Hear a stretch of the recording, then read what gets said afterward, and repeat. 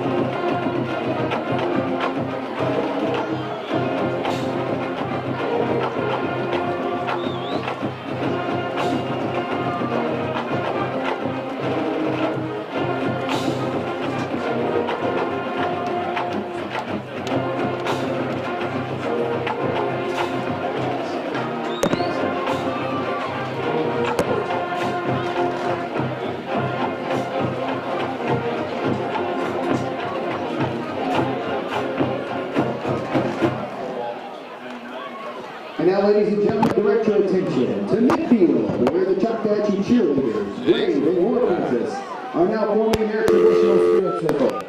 This sacred tradition has been handed down through the many generations of Choctaw cheerleaders. The 2015-2016 all right. What we'll try to do is go to break so we can watch Lionel's dad go in the Hall of Fame, and then let you take it, break and all that stuff.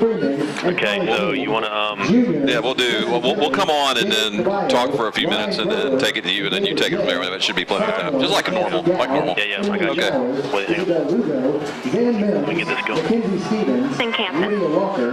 Point Church's Women's Ministry is hosting their annual World Bazaar and Benefit on Saturday, October 24th from 8 a.m. until 3 p.m. You can shop from over 100 vendors. All right, 30 seconds. On the silent Okay, 30 seconds. featuring Vacation Weekend. Their bake sale and lunch cafe will have cake great ice. treats I was for clearing you everybody's and your plates. friends to enjoy.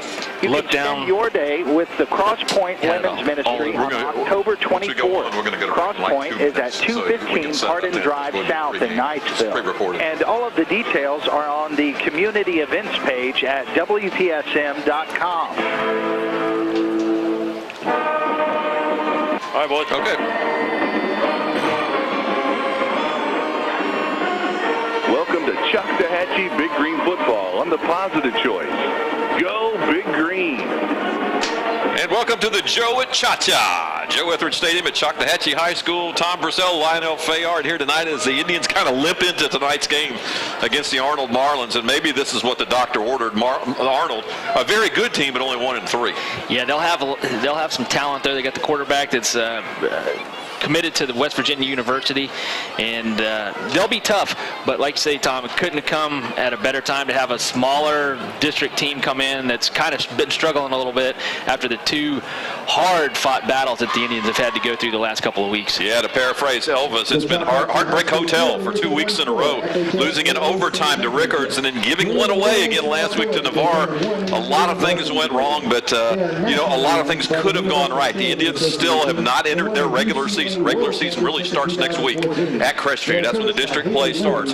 Coach Thomas saying earlier, we'll get to hear from him that, the kids are young, but you've played 4 games. It's time to grow up. Time to grow up. They'll work on some things, hopefully get healthy, get that kicking game going. We'll be all right. It's Hall of Fame night tonight, where we have some inductees in the Hall of Fame. One is your pop, Coach Lionel Fayard, the head coach of the state championship team, also astronaut Dick Covey, and also Marcy Clemens, All-American golfer in the Auburn Hall of Fame, and a few others. But it's Hall of Fame night here. It's Hall of Fame night here in the Chateau with food. So anyway, we're going to take it back to Scotty for 2 minutes, and we'll hear from Coach Greg Thomas earlier this week when he talked about last week's heartbreaking loss at Navarre, and then tonight's opponent, the Arnold Marlins. We'll be back in 2 minutes. You're listening to the Big Green Radio Network. Pediatrics of Okaloosa in Niceville has been carrying All right, we'll leave it with you for a little bit. I'll set the headsets down so we can watch the induction. Okay, right on. And Steve and Dr. Tracy Burton are huge supporters of Choctaw High School faculty and student athletes. They promote a healthy school environment and safe competitive athletic events. Pediatrics of Okaloosa and the Big Green Indians, partners in health, academics, and athletics. Go Big Green! Ladies and gentlemen, here they are, the Choctaw Indians. Choctaw lights the way for impacting their entire school for Jesus Christ with being all in with FCA. Colossians 3 and 17. And whatsoever you do in word or in deed, do everything in the name of the Lord Jesus. Give thanks to the Lord the Father through him. Way to get it, Choctaw. Okaloosa Walton FCA supports you. If you would like to know more about FCA on our campuses or in our community, please contact them at 317-0391. That's 317-0391. Or go to their website, owfca.org. Orthopedic Associates is proud to be a long-standing sponsor of Choctaw football both on and off the field.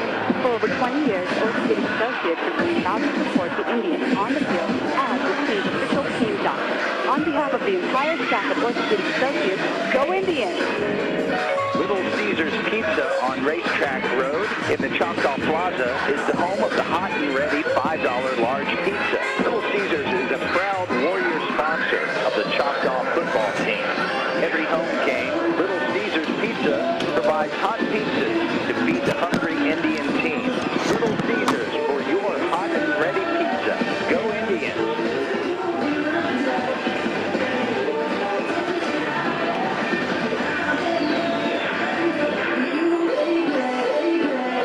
Welcome back to the pregame show. Coach Greg Thomas joining us. And Coach, heartbreak hotel again in Navarre, and it seemed like it always is in that end zone, and that's South End zone for some reason, region or fashion. But team playing tough, but just I think you can overcome. Really good. Our team, we play hard, but when The Choctaw Indians.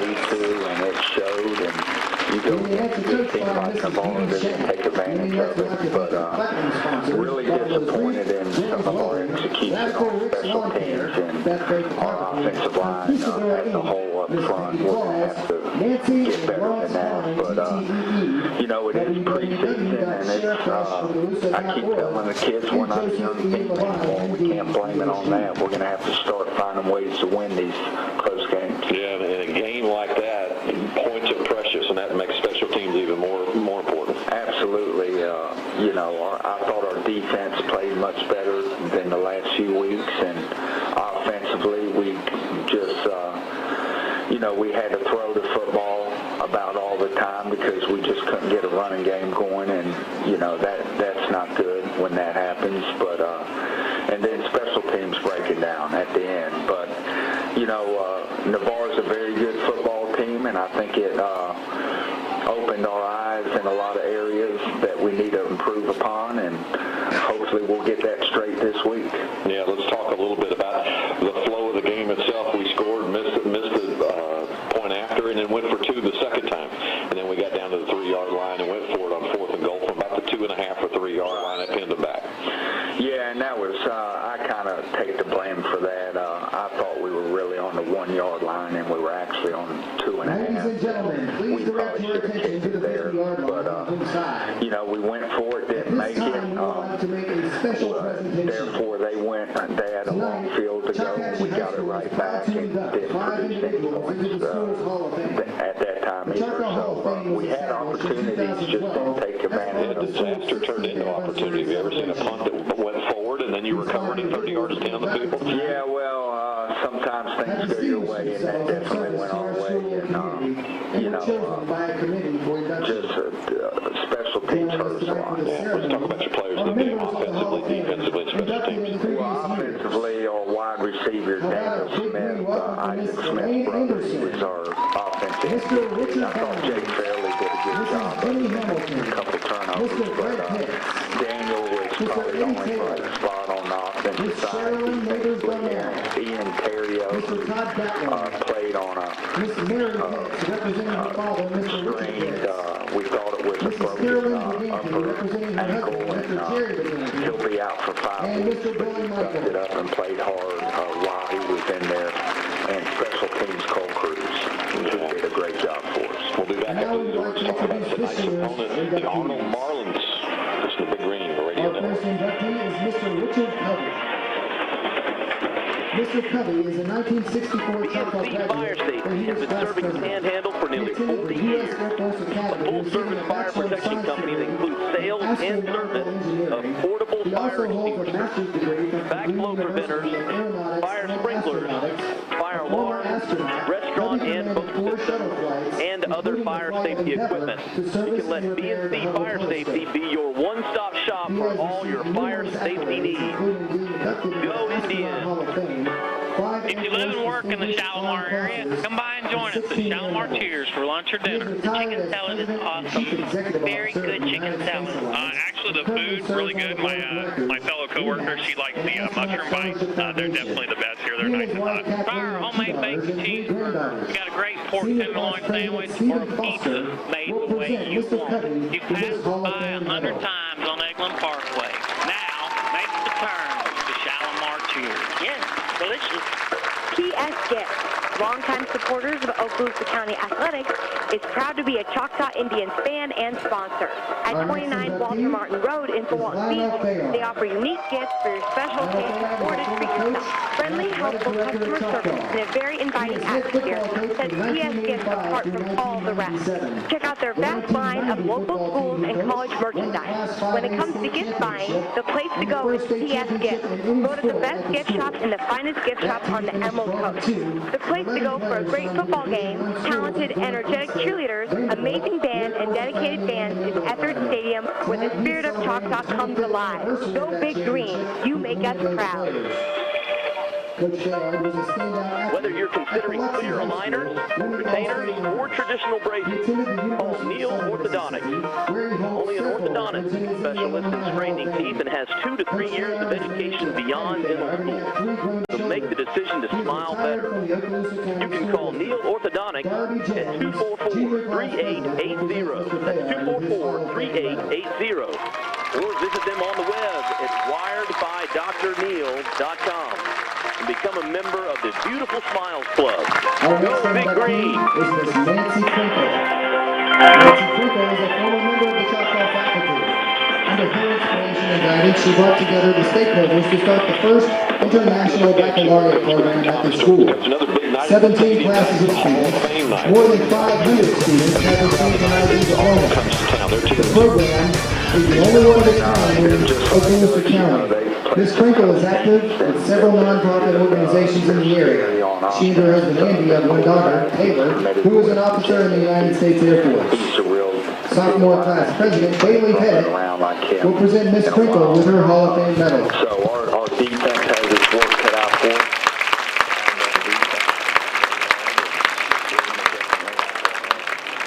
Our next inductee is Roy Pike. Roy Pike is a member of the first graduating class of Choctaw High School. He and his classmates were instrumental in starting the many traditions for which our school is known. Mr. Pike was a starter on the football team. In fact, he kicked off the very first football to start off the Choctaw football program. He was also an outstanding runner. His teammates nicknamed him Running Deer because no one could catch him. After high school, Mr. Pike served his country in the United States Air Force. After retiring, he started his own business, Florida Postcard Producers. He still works part-time. He is joined tonight by his 6 children and their families. Freshman class president Johnny Hogan will present Mr. Pike with his Hall of Fame medal.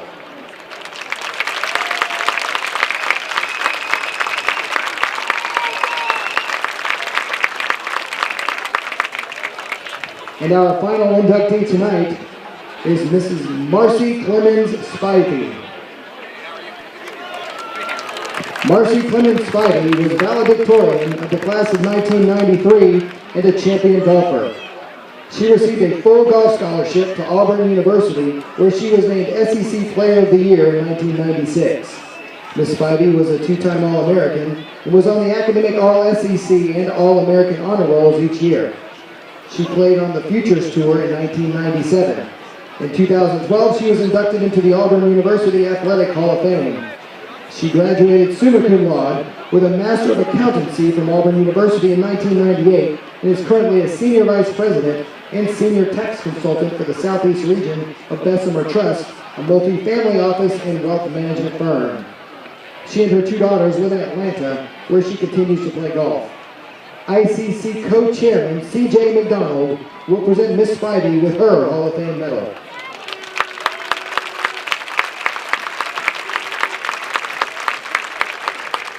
Ladies and gentlemen, this concludes our induction ceremony. Please give a round of applause for all the members of the Choctaw High School Hall of Fame.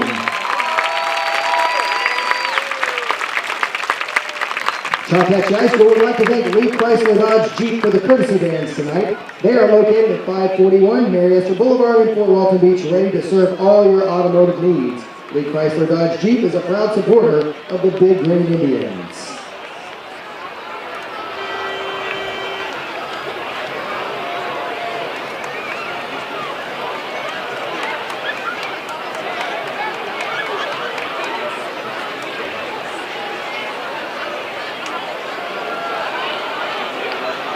Ladies and gentlemen, the faculty, staff, and students of Choctaw High School have been shocked and saddened by the passing of Deputy Bill Myers this past week. In honor of Deputy Myers and all law enforcement officers in our area, members of the Choctaw family are wearing blue ribbons. Tonight, we would like to ask everyone to rise so that we may have a moment of silence in honor of Deputy Myers and his family.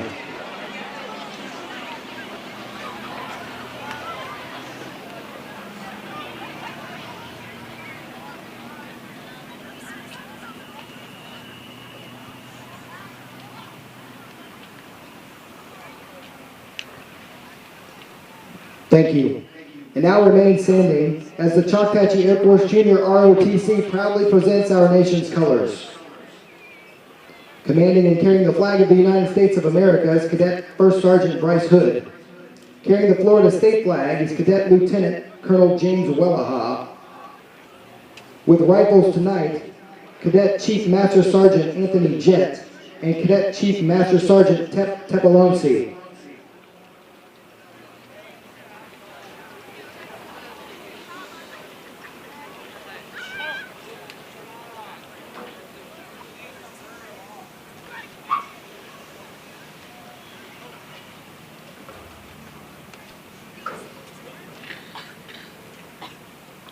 Tonight we will say the Pledge of Allegiance, which will be immediately followed by the playing of our national anthem by our very own Choctaw Style Marchers. And now please join sophomore president Bailey Pettit as she says our Pledge of Allegiance. I pledge allegiance to the flag of the United States of America and to the republic for which it stands, one nation, under God, indivisible, with liberty and justice for all. And now remain standing as the Style Marchers play our national anthem.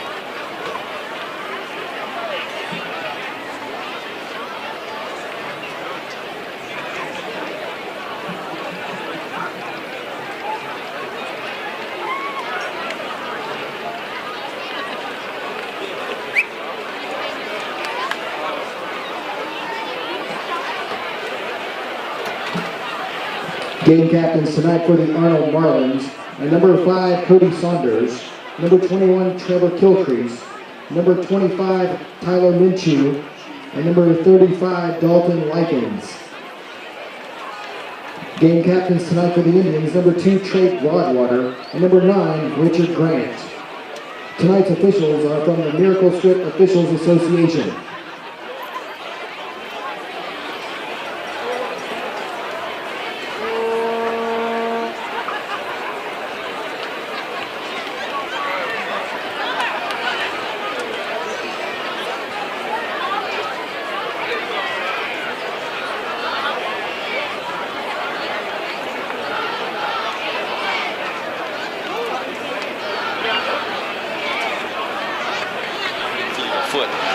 The Indians looking to find some identity both offensively and defensively up front. Coach Thomas telling me that off the air, saying we just got to get tougher, mentally tougher and physically tougher up front. And you know, when your leading rusher is your quarterback and it's because he's running for his life, that's not a good thing. Yeah, that's one of those things where they're having to replace starters and kids are having to learn the high school game. They haven't had a lot of starts, but over time they will. Coach, he's got a great staff, and they'll get better each game, and he puts them in positions where they can be successful. Kind of like we said in the Coach Moore days back when Jack Allen was playing. When your strong safety is your leading tackler, something's not good. And the leading tackler for the Indians right now by 1 tackle is Chris Pickett. The Indians have won the toss and will elect to receive. Zach Nash, Pennington, Washington, Smirsky, Klein, and DeAndre Hooks up front with Dorsey alternating in at tight end as well. Jake Fairley, your quarterback, 6'2", $185, transfer from Fort Walton Beach High School, and he's been well received. Marquise Kane, 5'8", 175, junior. Mike Turner, the fullback. Vidal Morrell, wide receiver. Richie Grant will play some. The Smith brothers, I learned something new this week. The brothers Smith, Daniel Smith and Isaac Smith, both brothers at wide receiver. We won't see David Sherman tonight. Apparently he got hurt on that high snap on the punt, so it'll be Jake Fairley doing the punting, and our good friend Mendoza doing the kickoff duties. Indians with a different look tonight, green jerseys. Go with the black pants and green jerseys, and the black helmets looking good. And Tom, looking closer at the Arnold Marlins, you know, they have played a fairly tough schedule. Florida High, they're traditionally pretty stout. They came up a touchdown short over there, 29-22. They beat Fort Walton Beach, and they played a tough Walton squad. You know, they're talented and athletic. They got behind early and couldn't come back. And Bay is the talented school in Panama City this year. They only lost by 2, 24-22. So the Indians will have to play their every game, and if they come around and have some fumbles or some miscues, it could be a long evening. So we'll have to see how that plays out tonight for the Big Indians. The Marlins averaging 23 a game. They're giving up 26. Conversely, on the other side of the coin, the Indians averaging 40 points a game, but giving up 37. I believe that's a misnomer. That math's a little off. I don't think I divided by 4. We'll work on that one during a break. That's that new math they talk about. An added bonus tonight, we're going to be streaming this game live on Emerald Coast TV. RJ Murdoch and his crew out simulcasting this, and I'm sure it's next week sometime it'll be on Channel 6. I'm hearing that a lot. So exciting for the Indian faithful and fans, especially for the young men, be able to catch it later on the internet. I would say deep to receive, but not really. Hanging around their own 10-yard line are Chris Pickett and Richie Grant. Teeing it up on the right hash mark to do the honors is number 13, Nick Guzman. Guzman looks like he'll take a couple-step approach and maybe go to school on what some other teams have done and sky kick this thing. About ready to go here at Joe Etheridge Stadium. Game number 5, the midway point. Toe meets leather. It's a short kick right in the middle of the field. Do we get it? We do at the 25-yard line. Kalen Lovitz across the 30s, across the 40, down at the 42. Kalen did a good job. They kicked it over to the far hash mark. He folded it in behind his wall, looked for an opening, and cut it up to the 45. Jake Fairley trots out, the senior. The family Fairley. Watched the volleyball game last night. Heartbreaking for the Indians, lost to Fort Walton. But his sister Cassandra Fairley excelling there. His sister Samantha Fairley helping here with the stats. He's already graduated. And I understand we got an 8th grade girl that's all world. Yeah, they're a talented bunch. Handoff right side, Marquise Kane circles, spins for a couple yards up across the 44 to the 45. Michael Turner back in there. Missed him last week at fullback, 6 foot, 220-pound junior, leading the way for Marquise in the I, traditional I formation. Indians going a little hurry up. Split twins left, toss sweep left side. Kane, he bobbles it, catches it in the air, and he's going to go down for about a 6-yard loss. Or 4-yard loss back to the 38. That play blew up from the start. I'm just a hair concerned about the left side of this O-line for the Indians. Looked like they're lined up off sides 2 plays in a row and got away with it. It looked like the tight end was hugging the line. Now we got twins right, twins left, 3rd down, Fairley out of the gun. Fairley with a 3-step drop. He's got single coverage right and throws this one over toward the Arnold bench. We had a in route. Chris Pickett was running 10 yards coming straight across the yard line there and through the up route. So Indians 3 and out to open the game. Fairley will stay in and he'll punt it. Hunter Merrill will snap it. Into punt for the Indians, number 12, Jake Fairley. Fairley is 13 yards deep at his own 27. Good snap. Low end over end kick away from everybody. Kind of went hard left. A duck hook out of bounds at the 30. They're going to spot it now at the 41-yard line, 42-yard line. Net punt of about 12 yards. He boomed a couple against Rickards.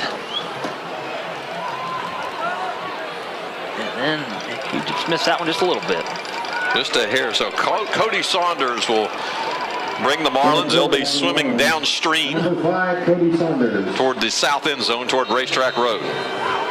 Saunders, good-looking kid, 6'2", 202. They've got him listed as a DB as well. Getting the play from the sideline. There's still plenty of time on the play clock. They've got trips left that line up in the old lunch line left formation. Twins right, so going empty first play out of the spread. From the 41, Saunders just keeps it and runs it himself. It's about 3.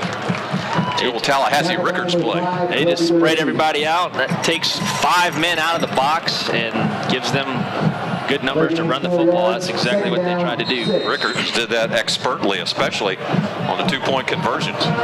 Make it a little 5-on-5 game. Or 6-on-6. 2nd down, 6 to go. From the Indian 46. Just underway here at Joe Etheridge Stadium. No score. Indians 3 and out on the first possession. Saunders, high snap. He'll run the read option. Keeps it himself and go down with a loss of about a yard. Should have pulled it sooner or just went ahead and handed it off. He let the defense pursue to him. Took the effectiveness of that play away. Good job, Indian defense. Sanders averaging 7 yards a carry. Not on that one, so it's going to bring up 3rd down. They'll lose a half a yard on the play. 3rd down, call it 7. Trips right, single receiver left. Saunders going out of the spread the whole way so far. Saunders looking to pass over the middle, got his man complete for a 1st down to the Indian 44-yard line, complete to number 20, Juwan White. Juwan White, just a good route, hooked it up in front of Chris Pickett. Nice throw, pitch and catch there for the Arnold Marlins. White averaging 12 yards a catch, right at his average. Chains will move for the Marlins, 1st and 10 from the Indian 44. Coach Thomas talked last week about getting off the field on 3rd down, how important it was. Twins left, not too wide. They're going to toss, sweep it left, get some blocking out front, and no gain on the play. Chris Pickett on the tackle, strong safety. Filled the alley inside out like you're supposed to. Good sound defensive play by Chris Pickett. Play goes for no gain. 2nd down, 10 yards to go. 2nd and 10. Saunders will send trips right. Single back with him is Thompson. Jaquan Thompson. As in most teams today, the Marlins going no huddle. Not real hurry up by any means. High snap brought down. Saunders will keep it himself, and he's got about 7 across the 40 down to about the 37-yard line. Tackled by number 31, Trent Lee. I think Saunders is a big kid, 6'2", 215, so he's like a tailback running it. 4 minutes gone here in the opening quarter, no score. Joe Etheridge Stadium here on Hall of Fame night. 3rd and 3. Saunders sends trips right out of the spread. Now they'll look to the sideline. Plenty of time on the play clock. You need to change defense on him. Saunders now looks at his wristband. There's 5 on the clock. Looking right to throw. Incomplete. Good job by Betts. Broke on the hitch route intended for Paul Patterson. Betts hit the ball right as it hit his hand. Jarred it loose. Great job by Miles Betts. Going to be 4th and 4 for the Marlins. I watched them in pregame as they were practicing a punting from right about this distance. Practicing pooch punting. So we'll see if they, normally it would be go time for the Indians. Trevor Kilcrease will be in the punt. 6'1", 175 senior.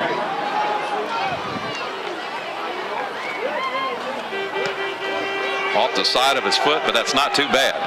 It's going to take a Indian bounce sideways, now bounces forward, and the Marlins will down it at the 19-yard line. So the Marlins wanting to give the Indians a long field to work with. Ball is spotted on the Indian 19-yard line. Good job by the Indians getting off the field on 3rd down. Miles Betts with the pass breakup and get the offense another chance. From the 19, no score here. 7:16 to play, opening quarter. Again, simulcasting on Emerald Coast TV, ECITV.com. Indians operating out of the eye. There's Kane. Marquise Kane at the 30. He's at the 40. Kane, 30, 20, 10. Get there. Take it down at about the 2. What a play. He goes 80 yards, doesn't get in the end zone, but he goes about 77 yards. Great job. Big hole for him to run through there. He showed his great burst. Give him a break. Kind of like DeMarco Murray, more comfortable out of the eye. Kane just took that one and saw the field, saw his hole, and took it. He has times where he has great burst. He showed it there. Spotted at the 4. Now a power eye formation. First time we've seen this year. Kane right side. Gets it after he's winded. Fights his way down near the goal line. Touchdown, Indians. 3-yard touchdown run by Marquise Kane. That drive was all Marquise Kane. 6-0 Indians. Now the all-important extra point. Can we kick one? The old tripod, 3 legs, and you got a snap, a hold, and a kick. Mendoza will kick it. Richie Graham will hold it. Hunter Merrill will snap it. Good snap. Kick is up. It's good. The Indians are 1 for 1 on extra points and have 7 points on the board. We'll be back in 1 minute. You're listening to the Big Green Radio Network and watching on Emerald Coast TV. Whether you're considering clear aligners, retainers, or traditional braces, call Neil Orthodontics. Sounds great. We sound okay? Okay. Yeah, absolutely. I was worried we were coming in hot. What that landline will do. Yeah, oh gosh, yeah. To smile better. You can call Neil Orthodontics at 244-3880. That's 244-3880. All right, right to you in 10. FiredByDrNeil.com and become a member of the Beautiful Smiles Club. Go Big Green. Well, Indians go 3 and out on the first possession, stop the Marlins, and then score to make it 7-0 with just under 7 minutes to play. This touchdown summary brought to you by Emerald Coast Funeral Home. This will be a quick one. 25 seconds off the game clock. 2 big runs by Marquise Kane. On first down, he goes 78 yards down to the 3. Second down, Gets a big block. The offensive lineman, the big sophomore, Jason Godfrey, 6'2", 275, checks in at fullback. He followed him into the end zone, capping off the 81-yard drive in 2 plays. All Marquise Kane all on the ground. Toting the rock. Mendoza will kick it. His first kickoff of the night from the right hash.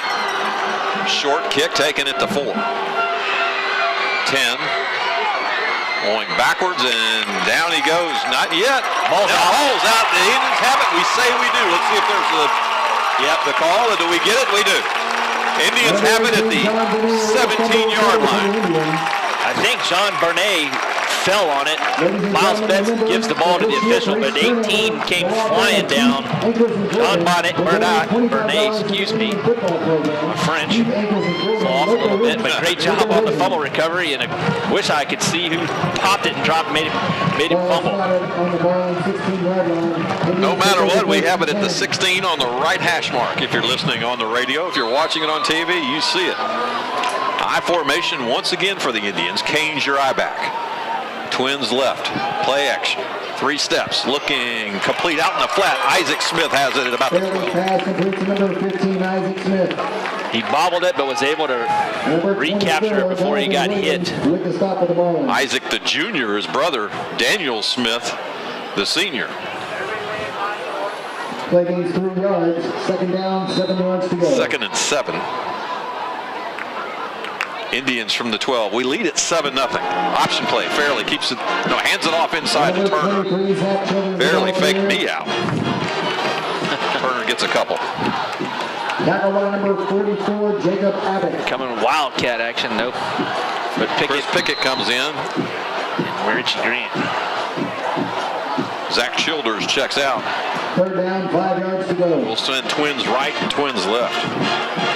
Kane's the setback out of the spread. Motion. Richie Grant on the jet sweep. It's a reverse. Back to Pickett. Pickett is at the 10. Pickett knocked out of bounds at the 6.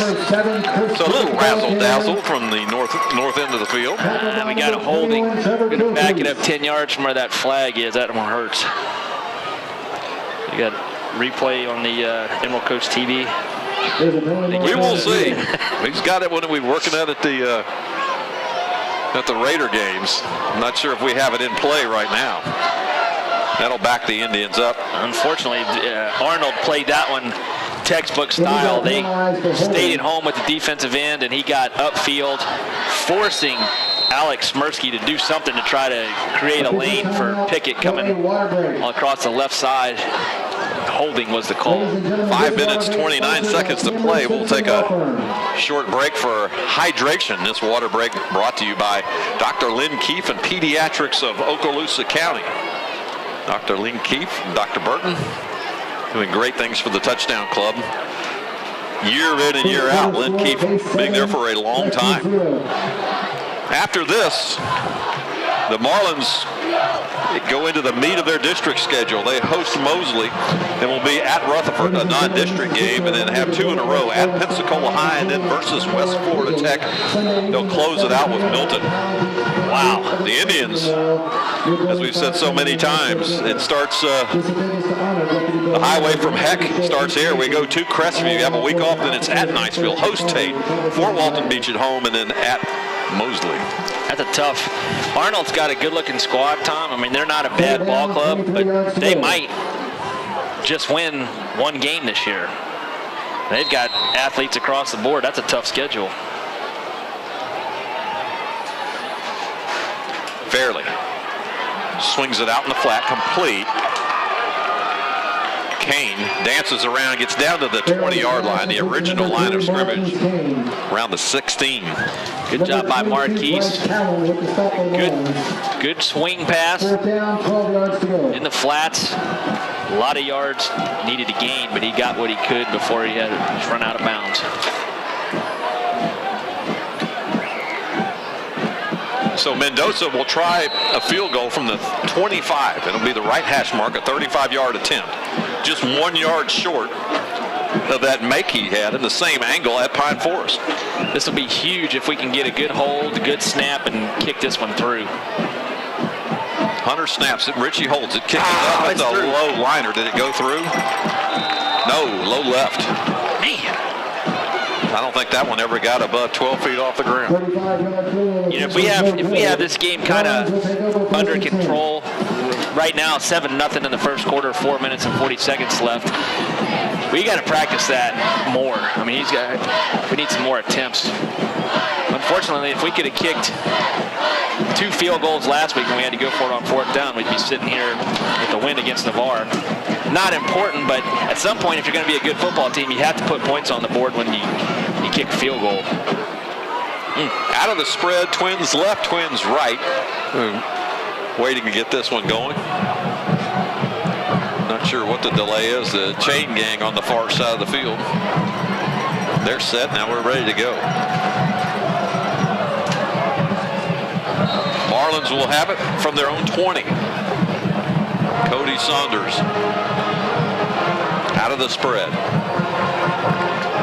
Quick pass, quick slant, incomplete.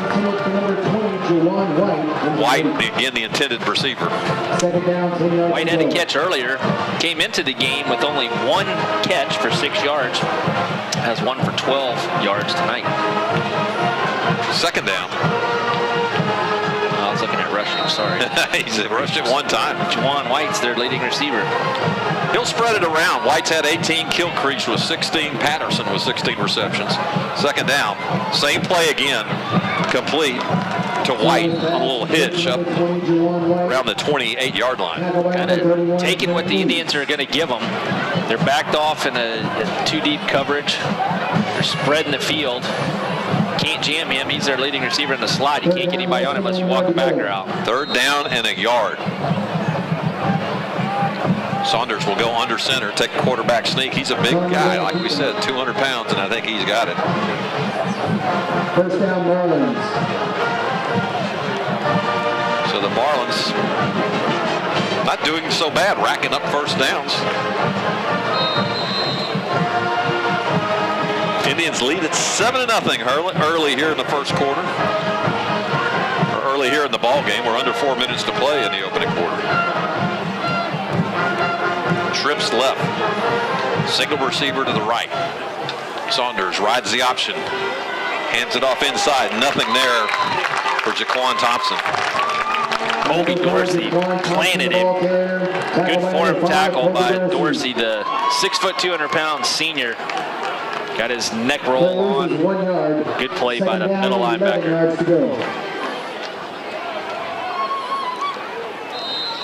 2nd down. He'll say he lost a yard, so it's 11 to go.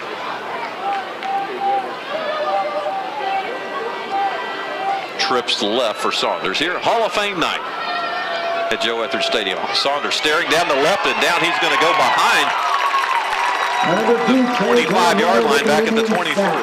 Trey Broadwater, 6'1", 200-pound senior defensive end, came charging around the left side. He had no chance, did Sanders. $50 out of the coffers of Dr. Chad Marshall is quarterback sack sponsorship. Every quarterback sack the Indians have, Dr. Chad Marshall donates $50 to the Touchdown Club.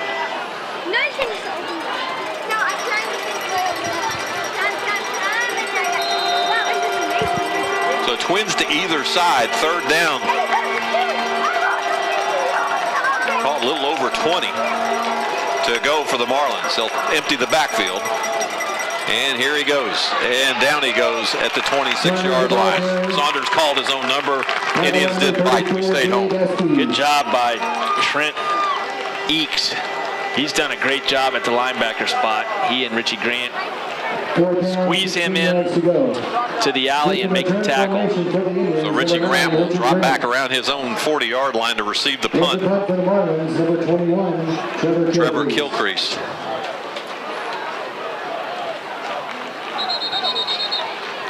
And play will stop temporarily. We'll see what's going on. I've got to speak with Coach. Timeout, Arnold.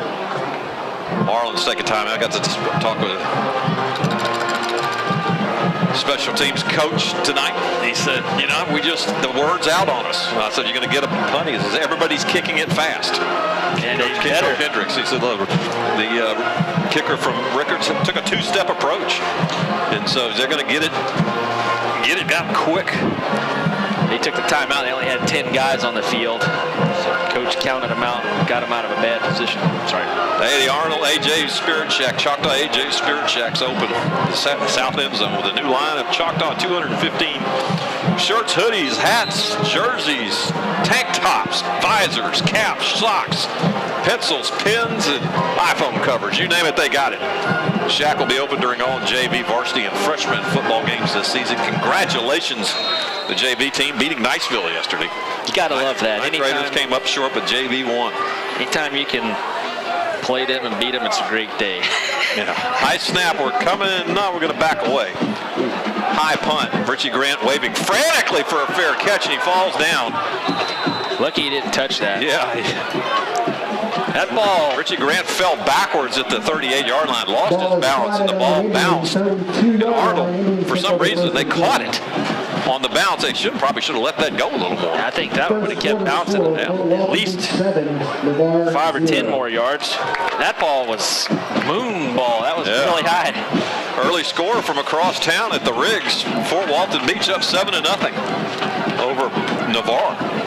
Wow. The Vikings getting their first win in over a year last week. Double tights. Fairley on the spread option. He gets a big play. First down, a couple to spare. Up across the 40 to the 41, maybe 44-yard line.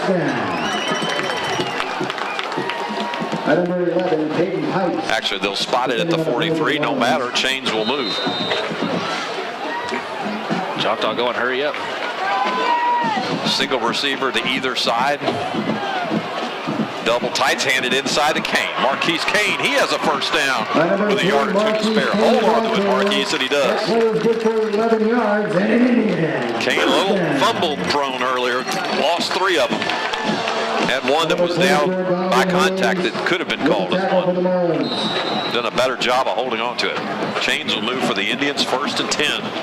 Cross midfield from the 46 of Arnold. Minute 4 left to play, opening quarter. Play action. Fairley's rolling to his right. He's going to keep it. No, he's going to throw it. It's incomplete. Jake may have done better off tucking it and run than that one. Yeah. He had some room up the right side, but as a quarterback, he's coached keep your eyes downfield and try to throw it. So you can't fault him on that. A lot of times in high school, they're running it way before they think about throwing it. 2nd and 10. Richie Grant's in the slot to the left. Vidal Merrill wide left. Twins right. Out of the spread from the 46. Quick hitter out in the flat. Richie Grant, he dances. Richie Grant's across the 40. Richie Grant's across the 30. He's taken down by his jersey at the 25. That was close to going the distance. Aiden Pipes, senior defensive back, came across the field to make the tackle, but he could have got just a little bit cleaner out of his break. He was going to go the distance on that one. 46 seconds left to go. We'll have it at the 24 here in the opening quarter. Trips right. Single receiver left is Pickett. Oh, excuse me, that's Merrill. Pump fake, we're going for the corner. Going to hitch and go. What a catch. Catch it at the 1. How about that? Richie Grant again caught that one at the 1. Richie bailed Jake out on that one. It was old pump and go. They've been throwing that quick screen. He went upfield. If he throws it with air into the end zone, it's an easy touchdown. He threw a line drive. Richie Grant had to make a diving catch, and it was fantastic. Here we go. Got some instant replay. And we bring in the beef out of the eye. Left side, not much there. We bring in. Fumbled it.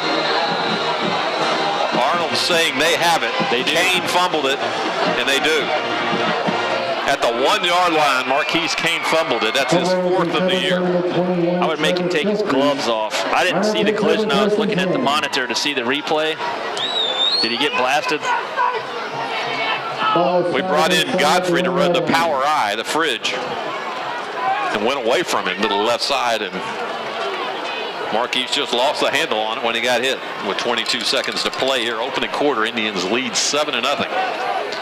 And talk about a long field, the Marlins will have just that. Man.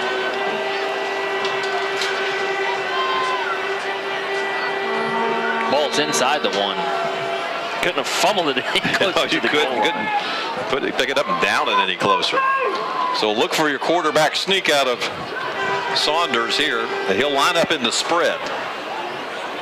Figured he'd just try to sneak it out to get some little breathing room. They're going to throw it. First down, complete, out in the flat, tackled at the 5. I think that's Richie Grant over there. Richie Grant's doing it all on this drive for the offense, and now first play tackled on defense. And that's going to do it for 1 quarter of play here at Joe Etheridge Stadium. Clock winds down, and that's it. Indians lead at 7-0. We'll be back in 1 minute. You're listening to the Big Green Radio Network and watching on EmeraldCoastTV.com. If you live and work in the Shalimar area, come by and join us at Shalimar Cheers for lunch or dinner. The chicken salad is awesome. Very good chicken salad.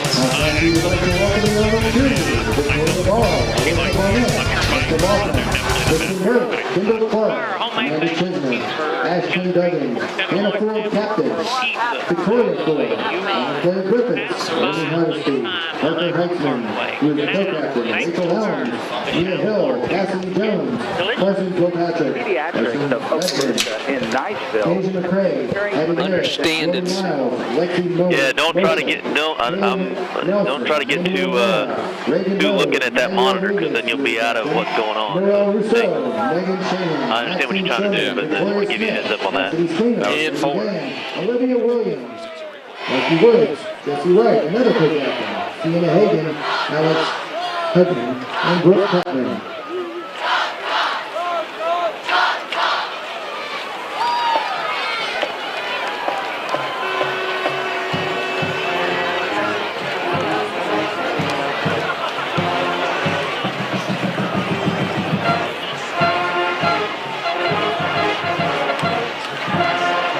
Second down, 4 yards to go.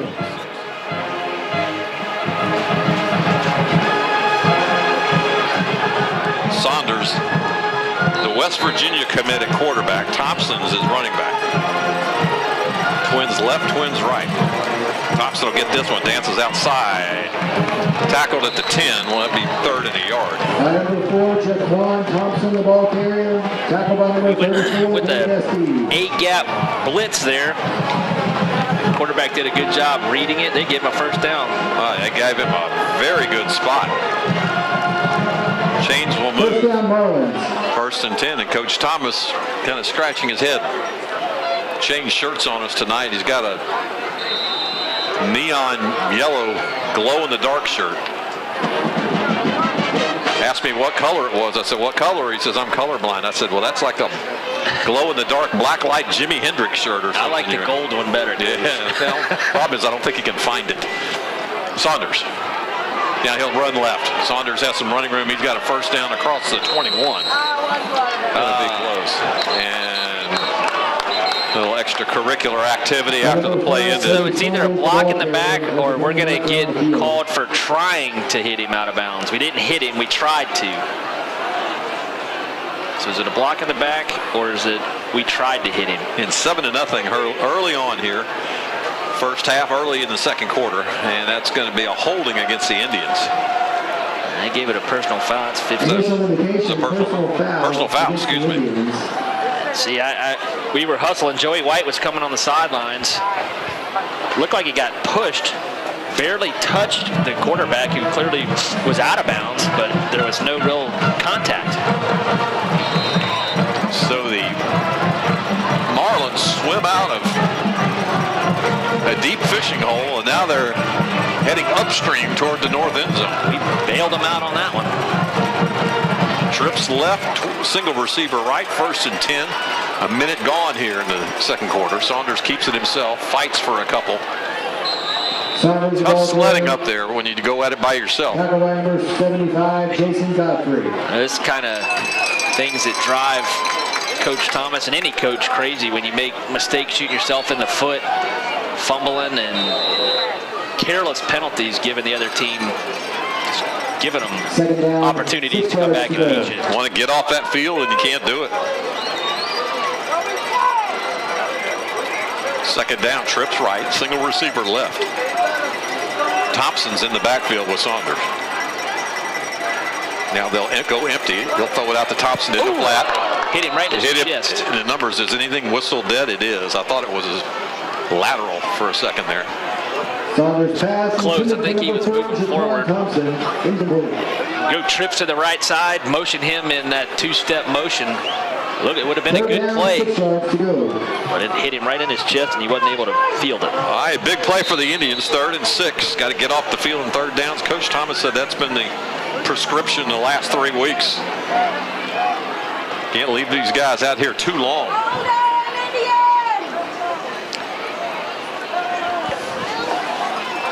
Twins to either side for Saunders. 5 on the play clock. Saunders, quarterback draw himself, keeps it. Wasn't designed that way. He's going to be about a yard short unless they get another incredible spot. Kalen Lovett came in and really popped his right thigh hard, sent him kind of head over heels, heels over head. Good pop by Kalen Lovett. All right, 4th of the yard. 1 yard to go.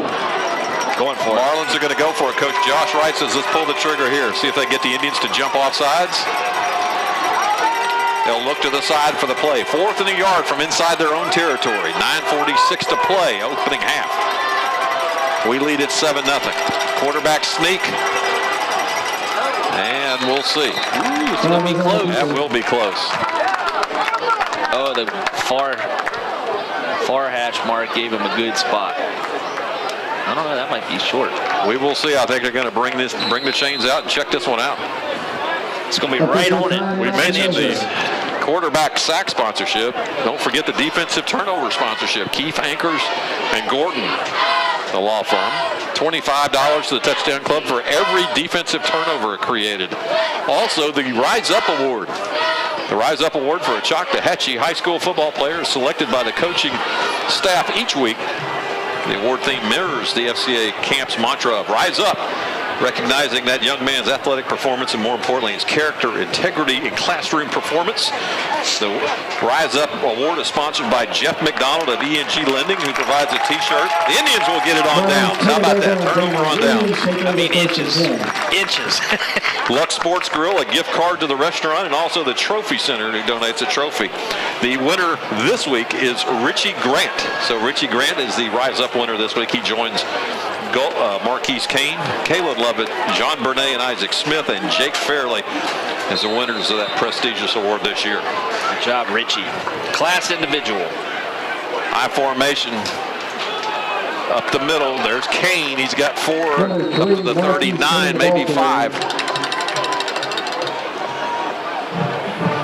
Put some duct tapes on those hands and hold on to the ball. 2nd down, called a long 5 for the Indians. 2nd down, 6 yards. At the 41, we lead at 7-0 here in the 2nd quarter. Marquise again out of the eye. There goes Marquise. He's going to go to the house. 10-5, touchdown. All right, we forgive him for the fumble. He's concentrating on holding on tight. He's going through the line of scrimmage with 2 hands on it. Good job by the offensive line and fullback getting the linebacker. Team effort there. Great run. Good job execution. 13-0. Hunter Merrill will snap it. Richie Grant will hold it. Mendoza will do the honors. It's up. It's good. 14-0 here in the 2nd quarter. Indians on top. We'll be back in 1 minute. You're listening to the Big Green Radio Network and watching on ECITV.com. How long was the run? Do you know what he did on 1st down? Say he went 5 yards. 5 yards. Yeah, 2nd and 5. 46. 51 yard. Tom, it seems, well, I'll talk to you at halftime about it. We'll get to halftime. I got on something. Well, halftime is going to be live, so unless you can call me on the phone. All right. No, don't worry. No worries. Okay. Please contact them at 217.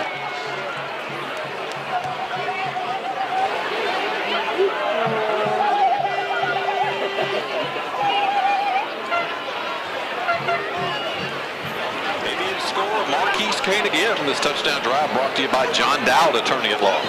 Again, a quick 30-second drive. Marquise Kane gets 2 carries, goes 51 yards. The second carry, the 46-yard touchdown run, gives the Indians a 14-0 lead with 8:57 left in the first half. Good news for the guys in green with the black pants and the black hats. Yeah, nice looking uniform. Mendoza teed up on the right hash. We'll see if he can put one in the end zone. It looks like this one may go for a ride, and it does. How about that? Wow, maybe his deepest kickoff of the year. That was 8 yards deep. Rolled even with the golf flag. Say he caught a flyer. He did. He got it in that rough and popped it. We're without our Lee Nissan scoring updates tonight. We're relying on ScoreStream app, which can be on the honor system because it's reported in like Gas Buddy, but the score system is saying ScoreStream 24-14 Crestview over Pace right now. So that's what they're saying. Bulldogs. Randy Dixon up there on the coverage for the Crestview News Leader. The Bulletin. Option play. Late pitch. And taken out of bounds. Whoa, let's see. That's going to be at the 28-yard line, but no late flag. Tackle by number 11, Joey White. Joey White on the tackle. First, that should be enough for a first down. Now they're going to say he's short. Went out of bounds about the 28. Second down and 2. Indians leading 14-0 here. A little over 3 minutes gone in the second quarter. This one's going to stop before it got started. 2 men in motion.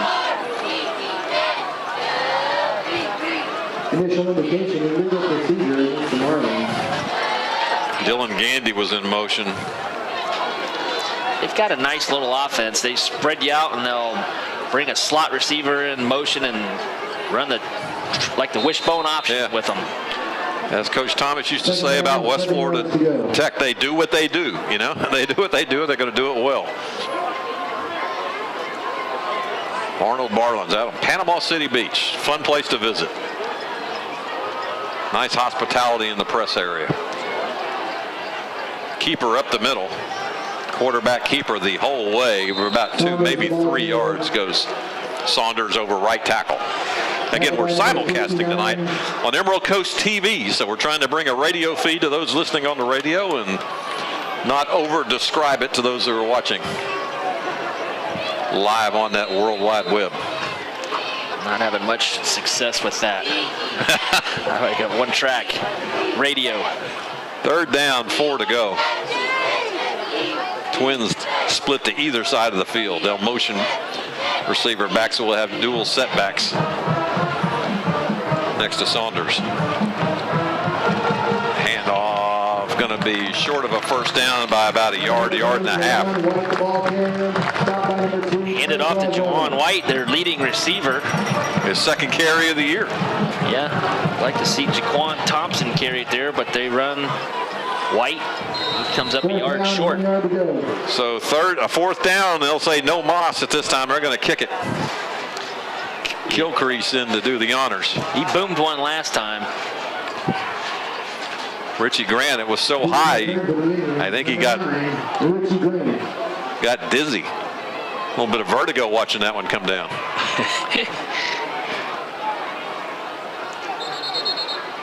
And we've got more whistles before anything happens. Timeout, Marlins. Timeout, Marlins. Great time for one of our player profiles. We've got a couple tonight. Bonus night because it's Hall of Fame night. Let's do this one. You mentioned him earlier. Been a tough football player for the Indians. Richie Grant. He plays quarterback in the Wildcat, wide receiver, and corner on defense. He's been playing football since he was 7 years old. That's 11 years. Best football memory, the first time losing. Taught me to be humble but hungry. You gotta like that. He's got a 3.0 GPA and he likes all of his teachers. His favorite subject is arithmetic. Favorite food, shrimp and chicken Alfredo.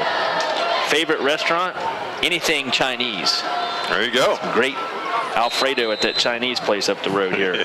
Favorite college team, the Crimson Tide. Doesn't care for the NFL.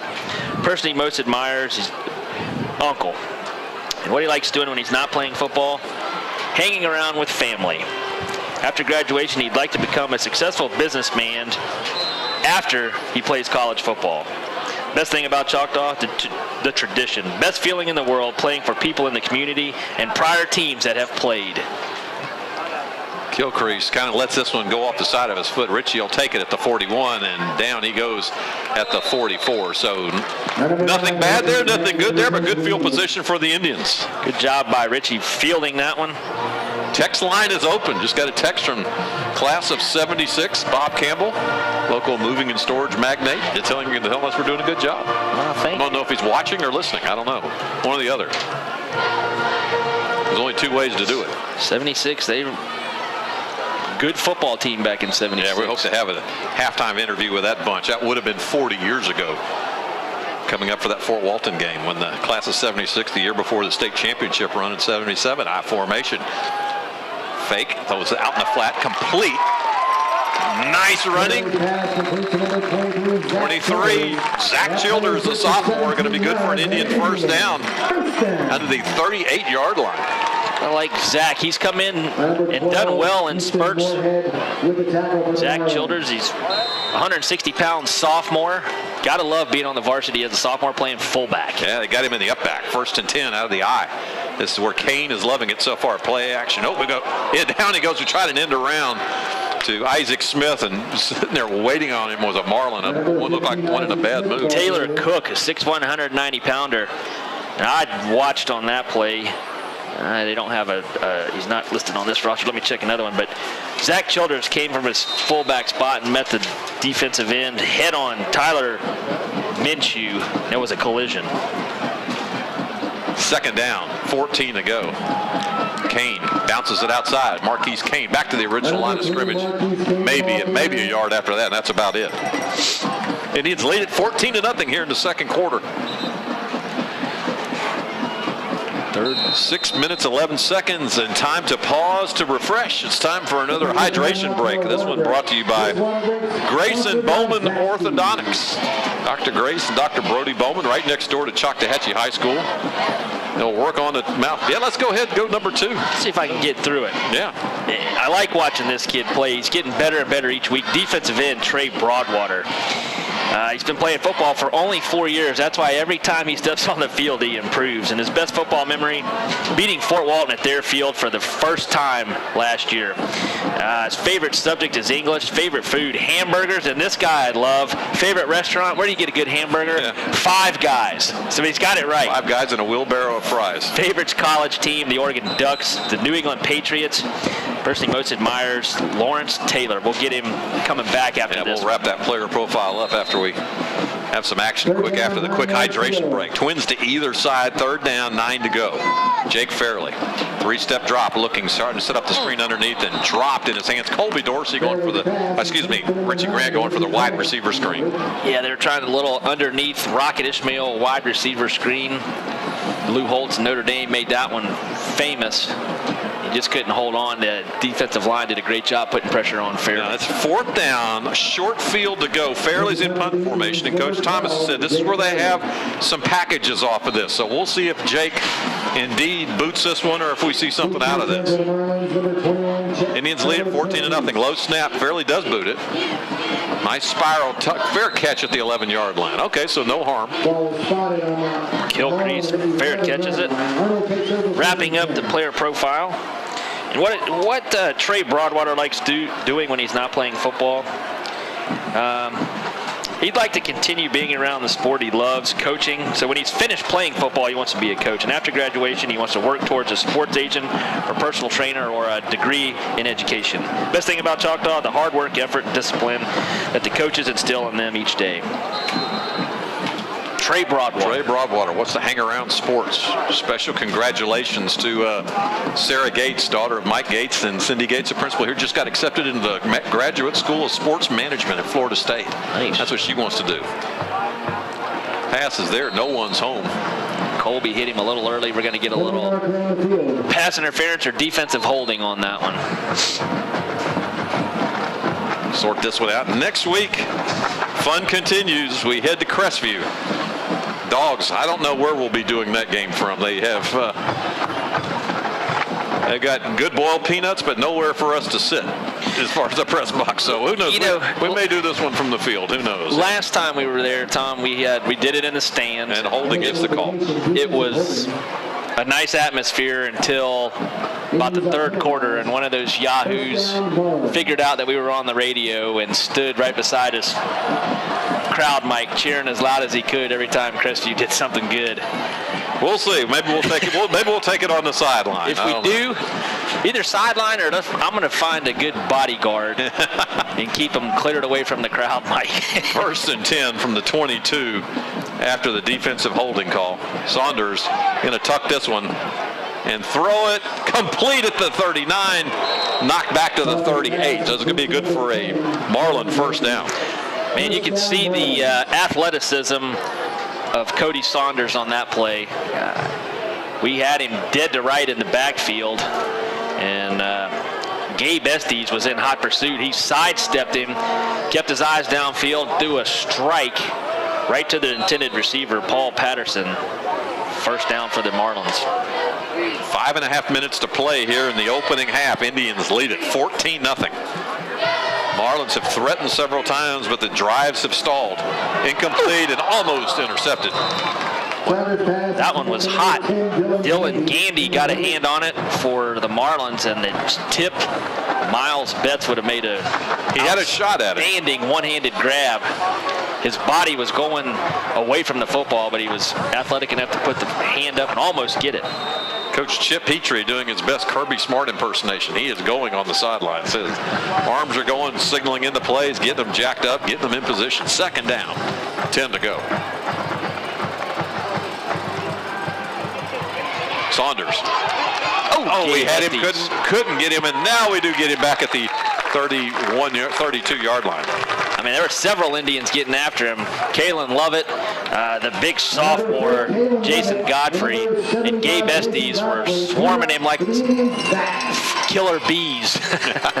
Third down, long. Call it 16. Another $25 from Dr. Chad Marshall goes to the quarterback club, touchdown club, excuse me. Third down and 16 after that sack. Saunders sends twins to either side. 4:43 and counting here in the first half. Saunders looking to throw. We've got pressure again. He's going to launch this one, throws it complete, and can't hold on at the 44-yard line. Tried to keep his feet in, unable to do so. So fourth down. That means Richie Grant will try not to get dizzy again. One of these high punts. Richie caught a little vertigo on that second punt. Gilcrease will catch it around his 24, but we're going to play is stopped with a lot of whistles out there. Backing him up 5 for some reason. Back him up to the 33-yard line.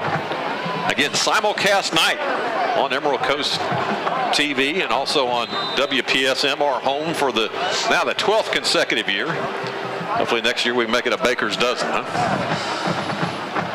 Good snap, no pressure. High kick. Richie Grant, fair catch, and ooh, he caught that one at the 35.5. Good job. Anytime you field those punts, save it from hitting one of your teammates or the big roll that they get where you lose 15, 20 extra yards. So great job being in the right position to make the fair catch. Mark Pennington, number 55, a 6', 210 offensive lineman. He's the first one on the field. He couldn't wait to get in there.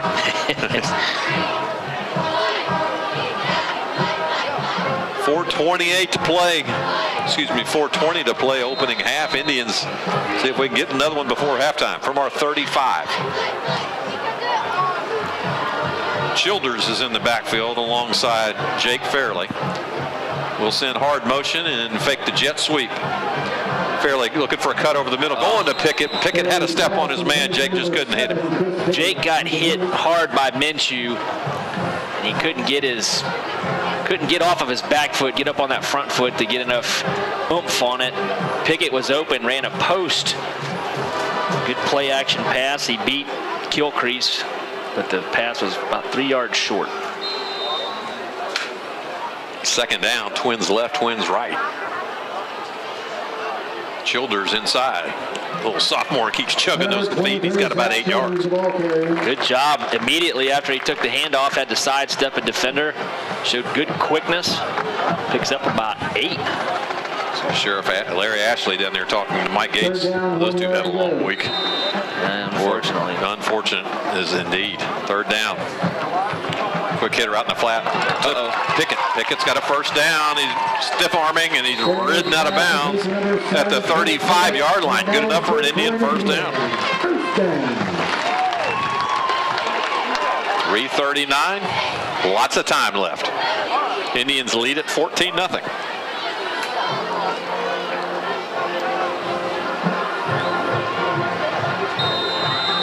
Spread formation again. Childers in the backfield. Will send rip motion. We'll hand it to him this time. That's Richie Grant on the jet sweep. He cuts it back inside. Gets a couple down to the 31. Number 35, Dalton Likens. Second down, 6 to go for the Indians as the clock's under 3 1/4 to play. Trips to the left side.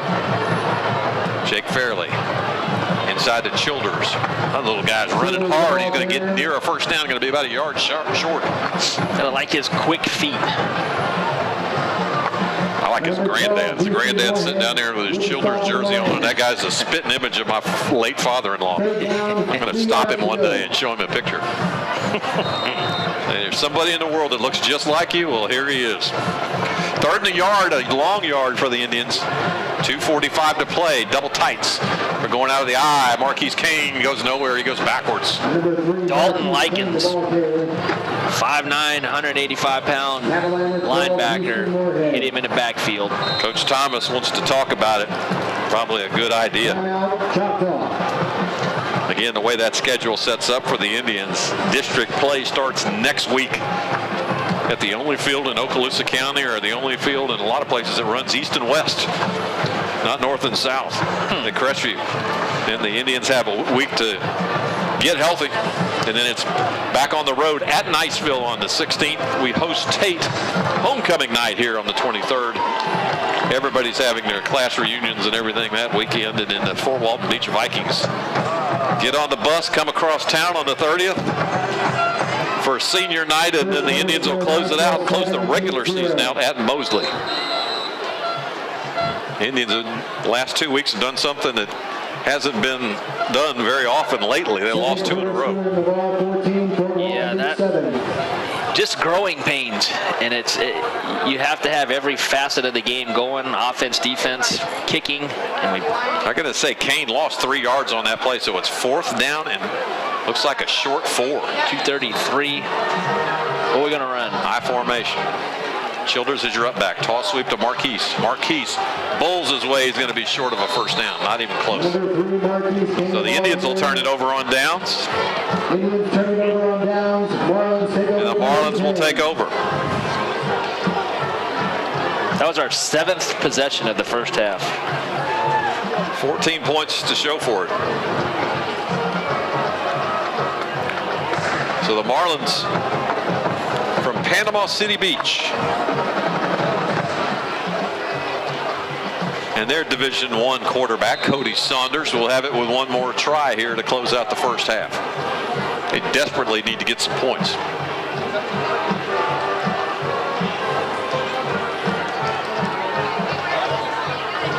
Spread formation. Saunders looking all the way, looking left all the way. He's got his man incomplete. Oh, had him on the fingertips and dropped it at the 48. Laid out Dylan Gandy. Couldn't get there. He was open. He ran 4 verticals. Put it close. Just couldn't make it. It would have been a fantastic catch. 2nd and 10. Hard to believe going through that schedule. This is the 5th game of the season. Yeah, how time flies.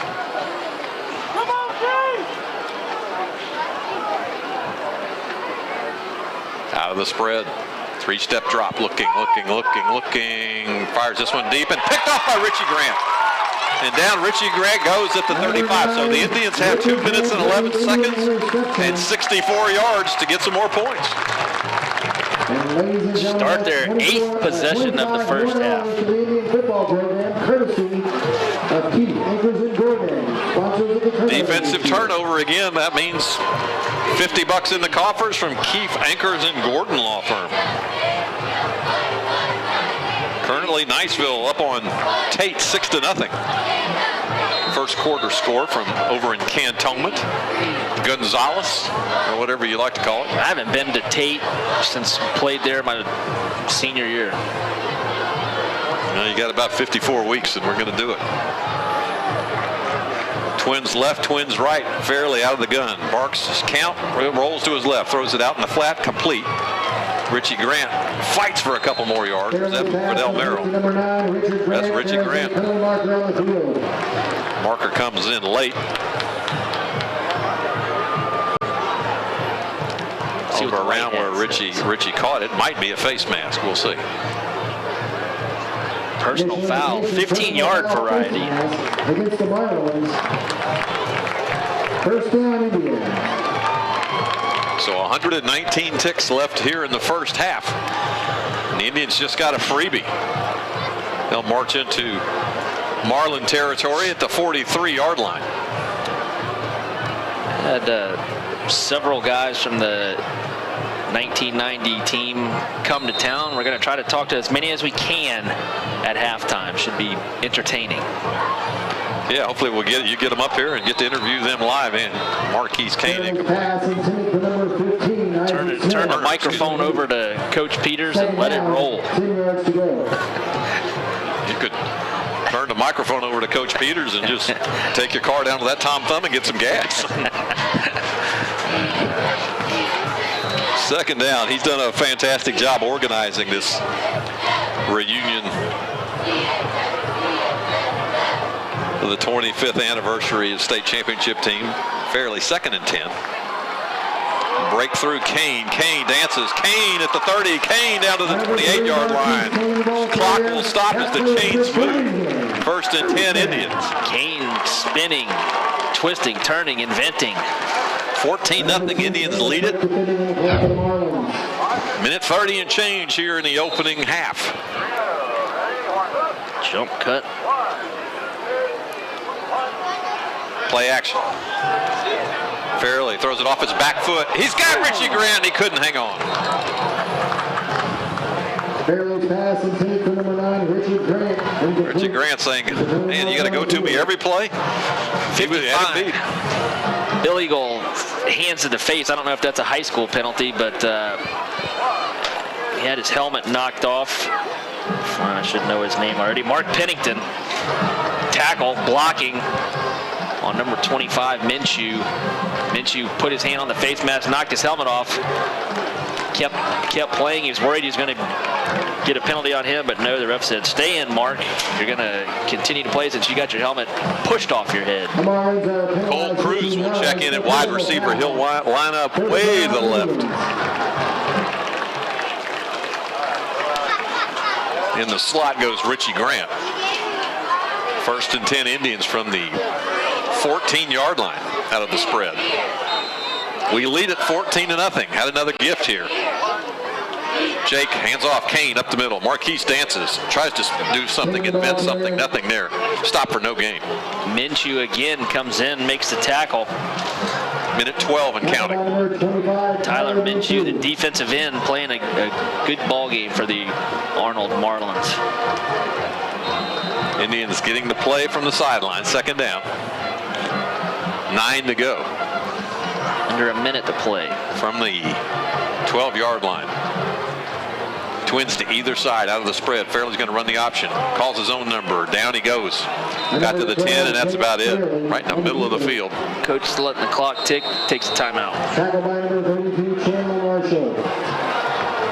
Timeout, Choctaw. Other games in the area of note this evening. The listening area. Niceville, as we mentioned, is at Tate. Navarre is at Fort Walton Beach. Pace is at Crestview. Baker at Rocky Bayou. It's bye week in Freeport, South Walton, and Walton. I guess they're all home watching film. And the 2-1 Weewa-Hitchcock Fighting Gators are at North Bay Haven. Weewa. We are Weewa, the Fighting Gators. We'll go at you a little later on tonight with our prognostications and predictions for this week. I'm going to get serious. Ole Miss threw us a curveball last week, didn't they? Yeah. Alabama did with 5 turnovers. I should have picked Ole Miss. Yeah. Hindsight being 2020. Oh boy, it'll be another great weekend of college football this week. Big game in the Southeastern Conference. Mississippi State is at Auburn. Auburn is electing to change up the quarterback. I would be surprised at all if Mississippi State goes in there and gives it a move. Everybody's ready to go except the white hat. He's taking his time and having a conversation with the side judge on the east end of the field. 3rd down. 6 to go for the Indians from the 10-yard line. Need to get to the 4 for a first down. Under a minute to play. Jake Fairley puts Pickett in motion. Pickett on this jet sweep. Chris Pickett's trying to create something and he can't get anything. He actually loses 4 yards on the play. Kick a field goal. So Mendoza, it'll be Jose's time. See if he can put 3 more points on the board. Jose. Last big field goal against Pine Forest earlier to close that deal. 36-yarder from the right hash. 14 seconds. Play clock's not going to start. It's going to run it down to about 4 seconds and call time. And Coach Thomas does exactly that. Takes timeout with 3.3 seconds. It'll be a fast timeout. And this is what they need.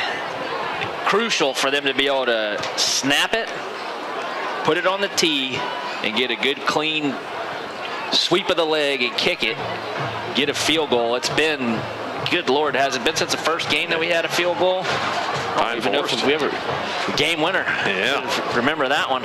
But I just hope he has ice water in his veins again. I do too. Yeah. I want the long snapper to have ice water in his veins. Hunter Merrill. And snap it back there. Now the Indians have been plagued by special team you take it for differences granted. with regard to holders. Richie Grant went out. He was out for a week and a half, and we had Isaac Smith holding, and just a couple kickers, and David Sherman and Mendoza. So it's been a menagerie of things on special teams. So that you take it for granted when you go out there and you're like clockwork. You snap it, kick it, snap it, place it, kick it. Everything works. But when you can't do it, it's just hard to compete in crucial games when you need 3 or you got to get some points. The confidence you get and from not being able to kick a field. From the left hash, 21-yard line, it'll be a 31-yard attempt. Snap is good, placement's good. The kick is up. It's spinning. It's spinning. It's spinning. It's spinning. No good. Wide right. He missed it right. So special team woes continue, but we'll take it to halftime. In 2 minutes, we'll have a live interview with Coach Jeff Peters. We call him the coach, former coach here and former quarterback of that state championship team. Your score, 14-0 Indians. We'll be back in 2 minutes. You're listening to the Big Green Radio Network. We'll be right back with more Choctaw football on the Positive Choice. Scotty. Yeah. It's going to be me and Jeff. And we'll pass it back and forth. If you want to call me on my phone, go ahead, okay? If you want to call me from your cell phone? Okay. Yeah, we're good.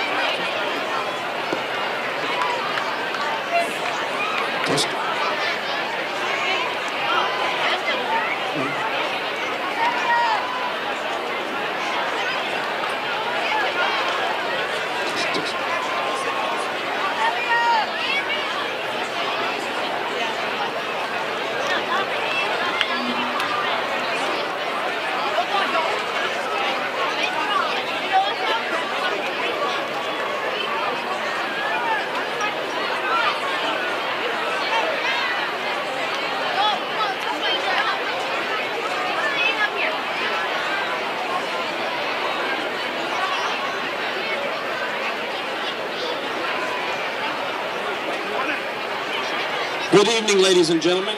On behalf of Bay District Schools Superintendent, Mr. Bill Husfelt, and J.R. Arnold High School Principal, Mr. Keith Blanton, we proudly present to you the Blue Thunder Band. Tonight, we present to you our 2015 show, Taboo, featuring trumpet soloist Gabe Phelps, Chase Gilmore, Samantha Finch, Catherine Pride, and trombone soloist Lauren Stewart and Alan Sin. Drum majors Samantha Finch and Andrew DeShield. Is the band ready? Ladies and gentlemen, the Blue Thunder Band.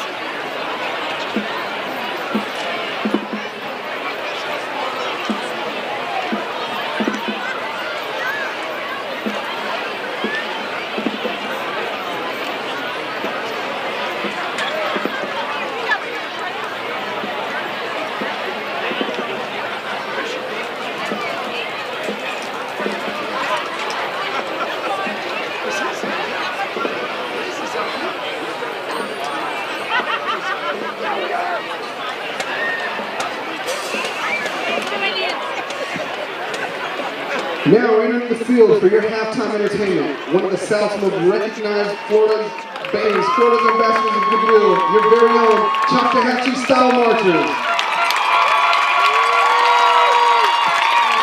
The band is led under the direction of Jay MacArthur and Brad Parks. Percussion instructors are Bryce Hilton, Tori Donahue, DJ Rhodes, and Hayden Fletcher. The color guard is under the direction of Dee Dee Shank, assisted by Kelsey Riley and Sarah Lieneman. Drum major is Stephen Foster. Percussion captains are David Rivera and Emily Young. Color guard captains are Danielle Brown and Nicole Morales. Tonight, the Style Marchers present their 2015 production, Divided We Fall, United We Stand, and dedicate its performance to the memory of fallen Okaloosa County Sheriff's Deputy Bill Myers. Musical selection include Everybody Wants to Rule the World, Mars, The Bringer of War, The Hanging Tree, We Shall Overcome, Come Together, and America the Beautiful.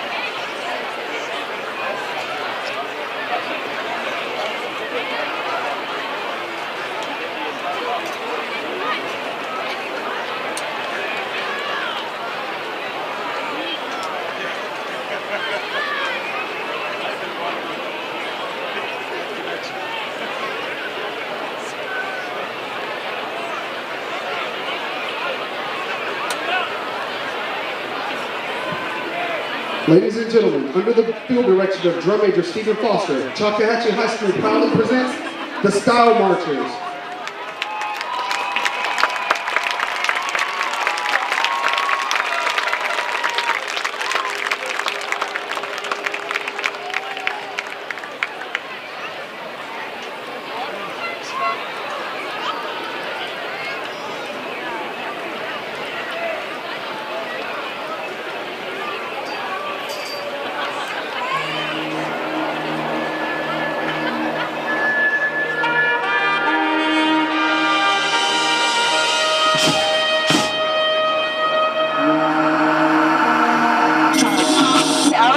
Symbol of freedom has been taken down. What had been a mostly peaceful protest during the day, radically changing as night fell. There is one small group of protesters here. There are several hundred more coming up behind us. The rest were caught on tape and uploaded to YouTube. The real issue here is, are we still capable of governing ourselves?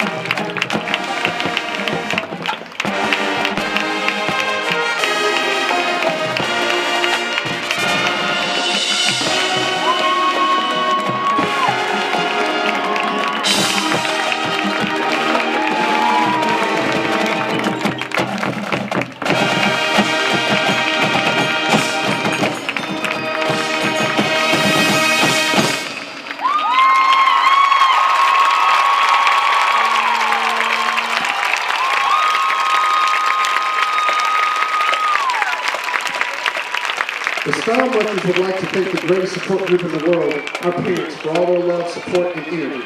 We would also like to thank Beachside Community Church, Bit Wizards Information Technology Logistics, Dr. Jason Bull, Sinus Specialist, and White Wilson Medical Center.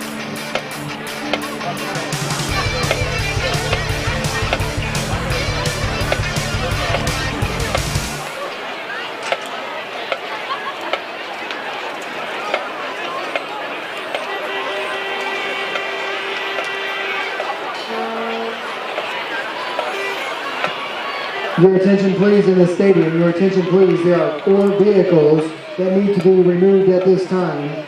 4 vehicles that are in a fire lane that need to be removed at this time.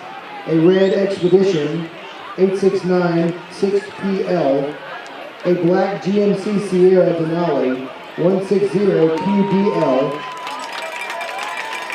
a Honda E54 6EE,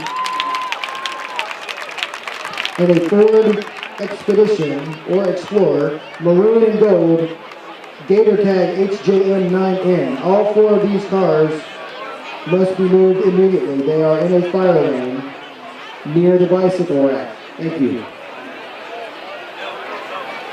Ladies and gentlemen, I have the 50-50 winning ticket. Winning ticket will be announced in just one moment. Get your tickets out. Also, your attention please, I have a lost cell phone. If you have lost your cell phone and can identify it, please report to the press box. All right, ladies and gentlemen, that winning ticket number in the Choctaw Style Marcher 50-50 drawing is 3286. Once again, that winning ticket, 3286.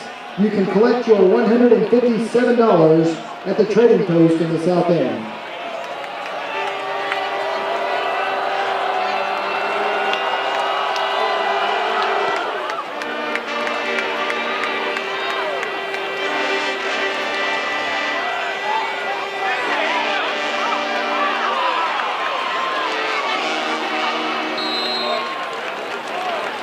Number 21, Trevor Kilcrease, the ball carrier.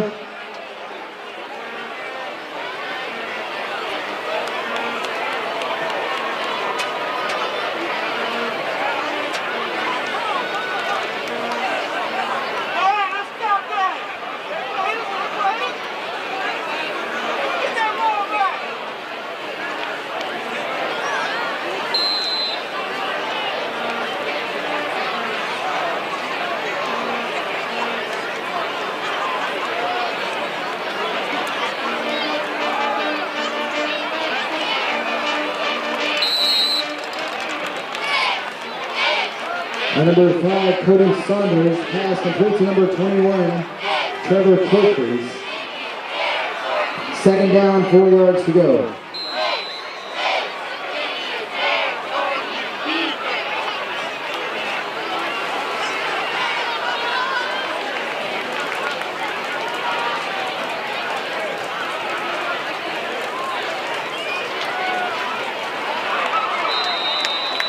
Saunders pass intended for number 10, Dylan Gandy, incomplete. 3rd down, 4 yards to go. Your attention please, Matthew Clark. Matthew Clark.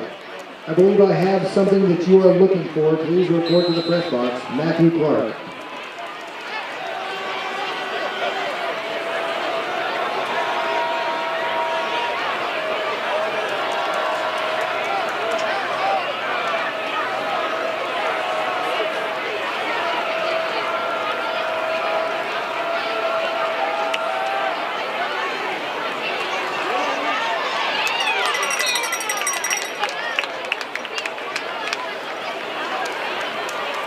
Number 50, Jarrett Dutton.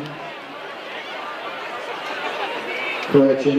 Number 50, Hunter Merrill with the stop for the Indians.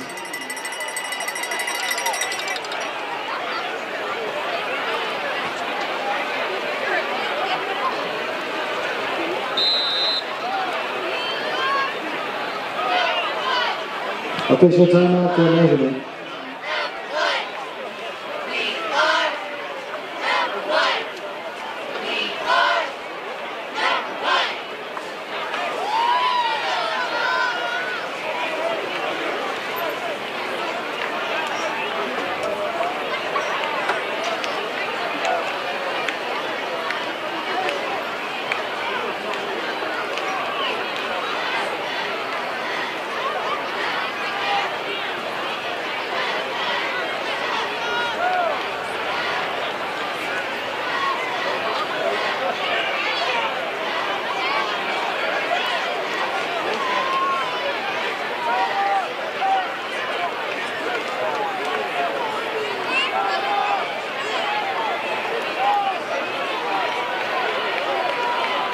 Fourth down, less than 1 yard to go.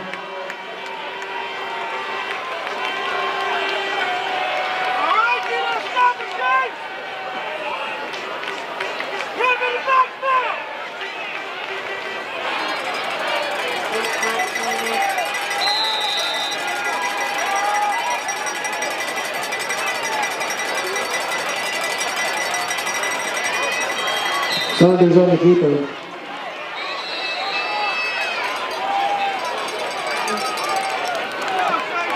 Number 75, Jason Godfrey at the stop of the Indians. First down, Marlins.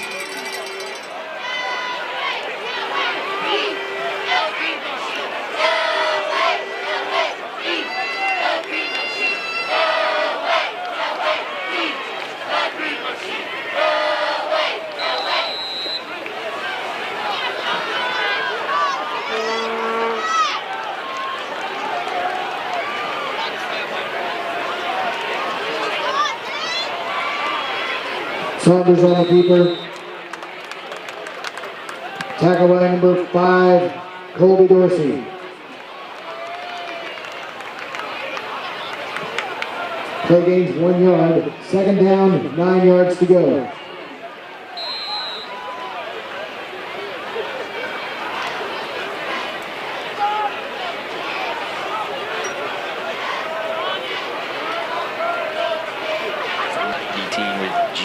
Get after them aggressive. There you go. That's the clean version.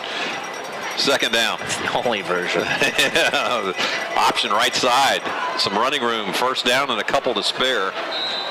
Down across the 30 to the 29-yard line. A little more speed from that number 28. First down, Marlins. Got the pitch and accelerated upfield. Trey Broadwater wasn't able to contain. Corner Richie was downfield covering. Again, we're saying 28 because we're not sure.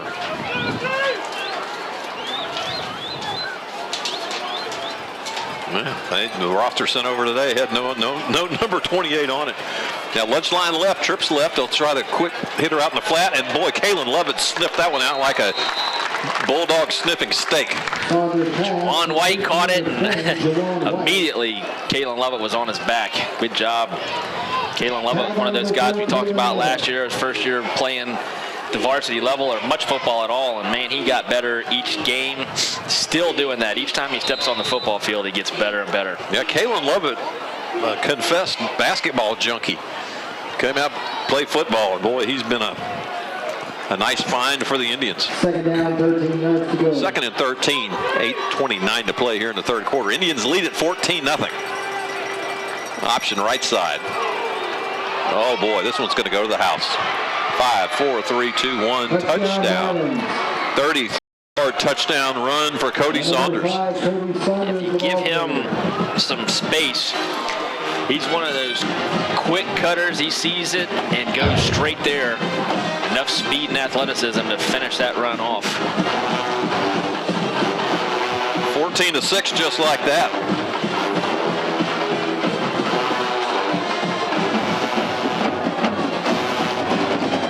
Getting a man on late. Point after attempt will be by Nick Guzman.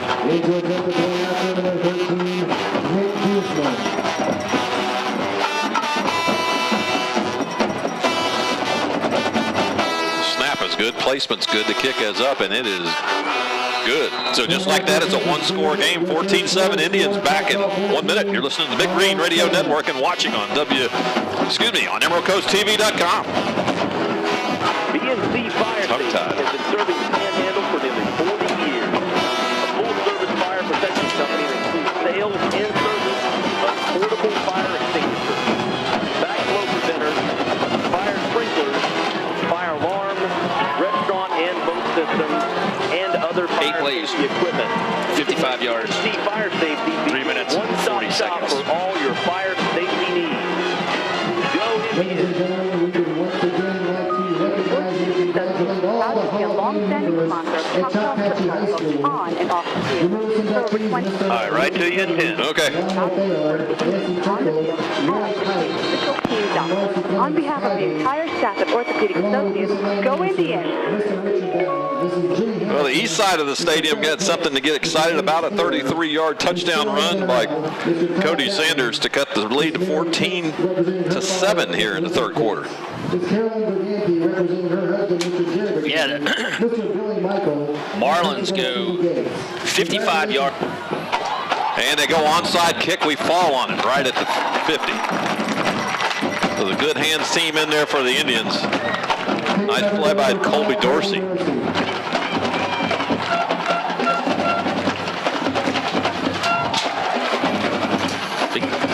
Good field position for the Indians. Right at midfield. The Marlins trying to catch us asleep. Fairley will bring us up in the eye, which has worked pretty well tonight. So far.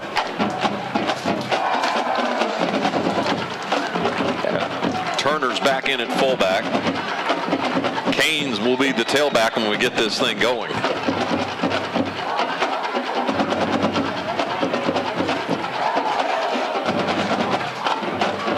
We're not there yet. Zach Nash, your tight end on the right side, twin receivers left. Kane up the middle. There's Marquise, and he's got some running room. Marquise, hold on to the ball. He doesn't. It's stripped out. And it's recovered by the Marlins back at the 10-yard line. There's no review of this. That was in high school. A great job by the defensive back. He came in and ripped hard at it. You know, Marquise is going to, at some point, it's going to be in his psyche about fumbling, but that was just a great play by the defensive back.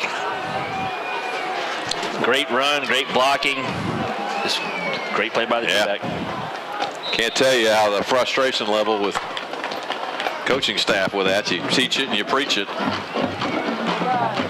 Then you get a reputation for putting the ball on the ground, and the other team's going to keep coming at you. Yep.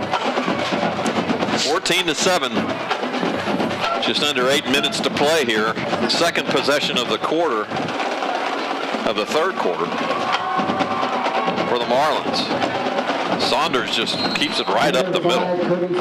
Again, he is the leading rusher for the Arnold Marlins.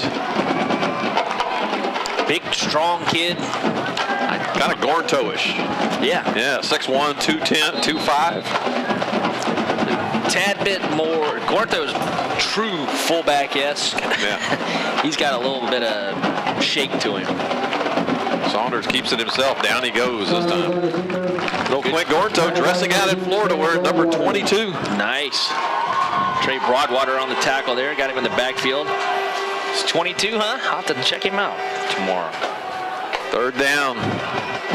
He's been working those signals for Coach Jim McElwain's offense. Third down and 6 for the Marlins here in the third quarter. Indians lead at 14-7. Saunders out of the spread. Looking to pass. Complete. Tackle by Gabe Estes. Estes is signaling short. I'm not sure where the spot's going to be. It's going to be close. Good job by Saunders. He ran the... Or Trent Eakes on the tackle, excuse me. Gandy ran the 8-yard turnaround, and Saunders threw him open, threw to his outside shoulder. Defense was on the inside, and Gandy's able to hang on to that one. He's dropped a few tonight, but caught that one, and they'll measure again. Yeah, I got the over-under on measurements tonight. They've had a bunch of them. Again, next week we're in Crestview, normal time. Pre-game 6:40. Kickoff is at 7 o'clock. We'll be broadcasting it from somewhere inside the stadium there. That Jack Foster? Yeah. Wouldn't mind being on the sidelines, to be honest with you. For some reason I always call it Jack Russell. Jack Russell Terrier. Just short, so I'm sure this will be go time again. It's worked well for the Marlins. Saunders just pushing forward.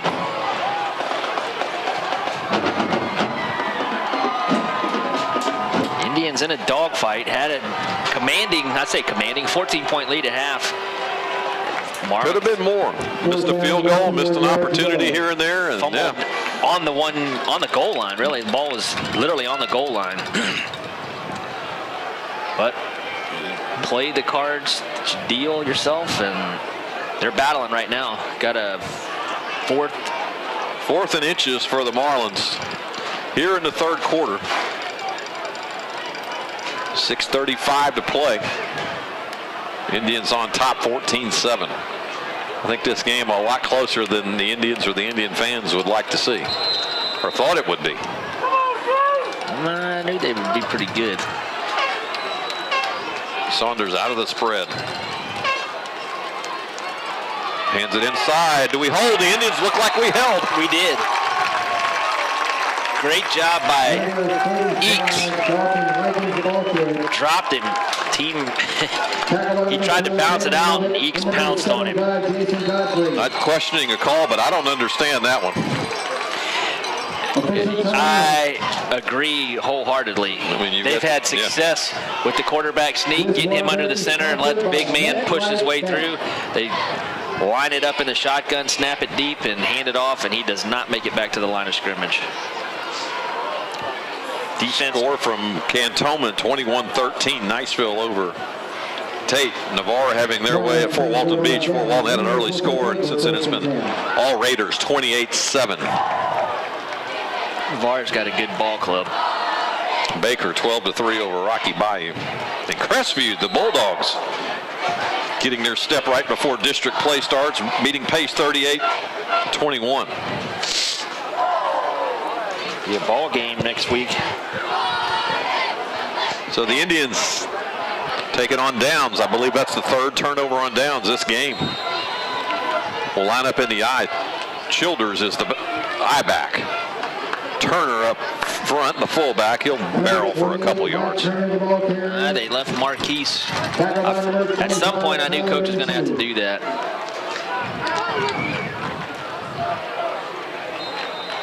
Second down.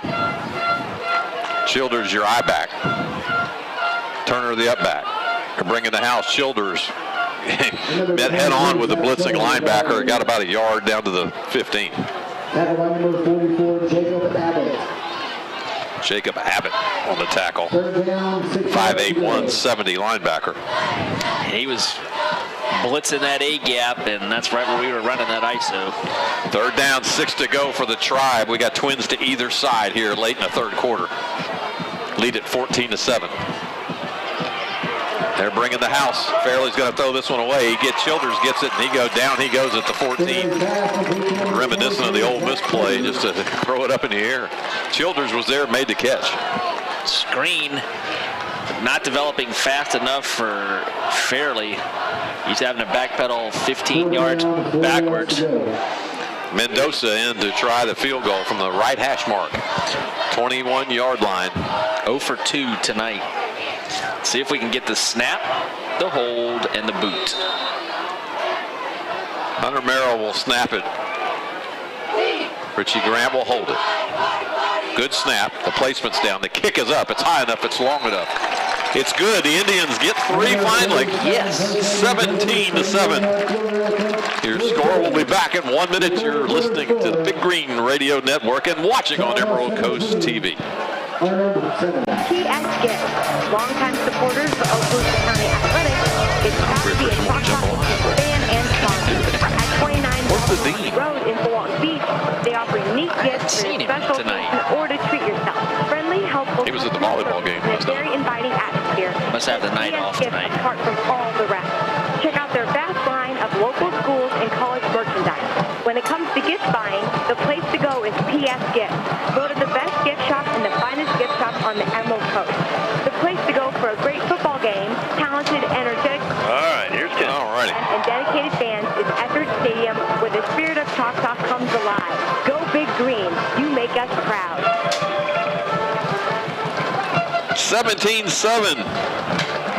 Indians don't get a touchdown, but get 3 out of it. Jose Mendoza boots it through from 31 yards out.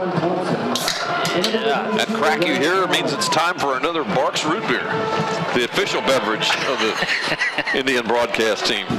Gotta love the Diet Barks. Gotta go Diet. Mendoza approached it. He knocked one out of the end zone earlier. This one's going to be high. Is it going to be enough? No, it's going to be taken at the 1 foot line. 10. Chased down and Spun down at the 9-yard line. Colby Dorsey with the tackle. Good job covering that kick. Hashtag Colby. Yeah. Yeah, Barks. They used to bottle that stuff in Biloxi. Used to drink it out of the bottle. Remember you bought us a bottle 2 years ago and it exploded in here. It's like a science project. All over that nice white printed shirt Coach Thomas just gave us. That was good. Memory lane tonight. Out of the spread formation. Marlins and Cody Saunders now down 10. He's been an enigma. He looks so good at times, and other times his receivers let him down, or there'll be a play we just don't understand. It's a read option, not much there for the running back, Thompson. Pinned way down in their own territory. Yeah, inside their 5. Indians again lead 17-10. Setting up for, I think it's going to be quite a district battle. 4 teams in the district for the Indians. Crestview, Niceville, Fort Walton, and the guys on the field right here. Incomplete. Good call. Good play, good break on the ball. Miles Betts went right. Betts hit him right when the ball hit him. Number 27, Miles Betts, depending on the play, could be the Indians. But a huge game next week, Tom, to get out on a good start to the district play. Got 3 district ball games. Vikings being one. Niceville Eagles and the Crestview Bulldogs. I tell you, we can't ask for more rivalry in the district than that. 3rd and 12. Marlins backed up to their 4. Saunders takes the snap, and he's going to tuck it and run. Nope, he's going to look to throw. He launches it, and it's picked off. How about that? At the 28, reversing field. And down he goes. Richie Grant. Hoping that he saw Trevor Gilcrease coming. A lot of times he's looking upfield, doesn't see that guy coming on the blind side, but he last minute turned to look. Great interception by Richie Grant. And that ringing sound you hear is the cash register. Keith Ankerson Gordon, who just donated another $25 to the Touchdown Club for that defensive turnover. I formation. Childers is the I back. Play action at Childers, looking to throw. Complete. At the 15, down at the 8, 7, 6, 5. Isaac Smith. First ball going Isaac's way tonight. Settled down in the soft spot of the defense and then picked up about 10 yards after the catch. Isaac will split wide right. Wide left is Vidal Merrill. Tight into your right side's Nash. There's Childers. Childers dances inside the 5 down to the 3-yard line. Childers listed on the roster at 5'5", 260. I think they missed it by 100. We got to fix that. I think it's in Excel. I should be able to fix that. 5'6", 160. Second down. Stay in the eye. Turner's your up back. Tailback is Childers. Childers gets it. Bowls his way into the touchdown. The sophomore goes in. 6 more for the Indians. That makes it 23-7. Good job for the sophomore. Maybe his first touchdown as a varsity player, and he's excited. And big score for the Indians to get it to 23-7 with 2:48 left in the 3rd. Richie Grant will hold it. Hunter Merrill will snap it to try to make it 24. Will be the orange-cleated Mendoza. And he does just that. 24-7. Time for some more jambalaya. We'll be back in 1 minute. You're listening to the Big Green Radio Network. Pediatrics of Okaloosa in Niceville has been caring for the kids in our community for 23 years. Pediatricians Dr. Kind of cruel and unusual punishment, you spouting off about jambalaya and all. And student athletes. They promote a healthy school environment and safe competitive athletic event. Pediatrics of Okaloosa and the Big Green Indians, partners in health, academics, and athletics. Go Big Green! Orthopedic Associates, proud to be a long-standing sponsor of Choctaw football, both on and off the field. For over 20... All right, here's your 10. Thank you. That was 40-yard run. Yeah, 3 plays, 27 yards, 45 seconds. On behalf of the entire staff at Orthopedic Associates, go Indians! Zach Childers goes in from 4 yards out to make it 24-7. This drive sponsored by Wesley McGrail and Wesley Attorneys at Law on Eglin Parkway. That 3-play, 27-yard drive took 45 seconds off the clock, set up by a big Richie Grant INT. Indians 24, Marlins 7. Mendoza kicks this one over everybody, 5 yards deep. He's got his confidence going now. 24-7 Indians, 2:48 to play here in quarter number 3. He did. He blasted that one. That's the second time he's kicked it in the end zone tonight. Kick team's done a great job. Finally got a field goal attempt with some success. Got 3 points on the board. Now in control. Saunders all the way at quarterback. They've got him going all the way this year on their stats. No one else has taken a snap that we know of. He'll split twins to either side. They're looking to pass. He'll get on his horse and run it. He's got a couple and goes down hard after about 4, maybe 5 yards. You know, checking this out on the monitors in there. You wouldn't believe it. These are high school youngsters running these cameras and working the board. They're doing a fantastic job. They do. It's nice that he's doing that for these high school kids to get that experience and possibly set up a career path for them. Yeah. They might not have known was there. Yeah. Speaking of friends, shout out to our friend Andrew Dovin. Listens every game, watches every. He may be watching now. He's got his headset on at home, I know, but he's our favorite. Trips left. Saunders keeps it on the read option. There wasn't even an option. It was a keeper the whole way, and he gets about 10 yards. Good for a first down. And he's smart. He's done it a couple of times. When he needs to get tough yardage, he will. He'll take on 3 guys if he has to. When there's nothing left and he can get out of bounds, he'll get out of bounds and save him. You know, save the hits that he takes. He carries the ball 20 times a game, 25 times a game, throws it. It's everything for him. So get out of bounds when you can. 1st and 10. Marlins from the 35, their own 35. They trail 24-7. A hitch and go. He's going to lob this one up. It's fair game, out of bounds. Good job by Miles Betts. Right there with him. Turned back, made a play on the ball. He's had a great game tonight. He's getting better with each start. He's a junior. Playing corner. He's out on that island by himself. He's done a good job for the Indians tonight. Minute 46 to play here, quarter number 3. Good guys on top. Close one for a while. A little separation now.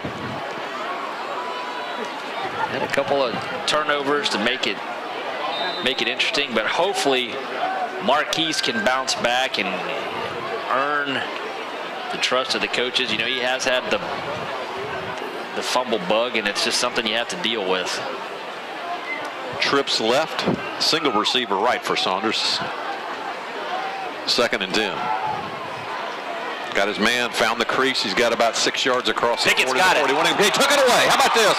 Pickett's going to take this one to the house. Happened so fast.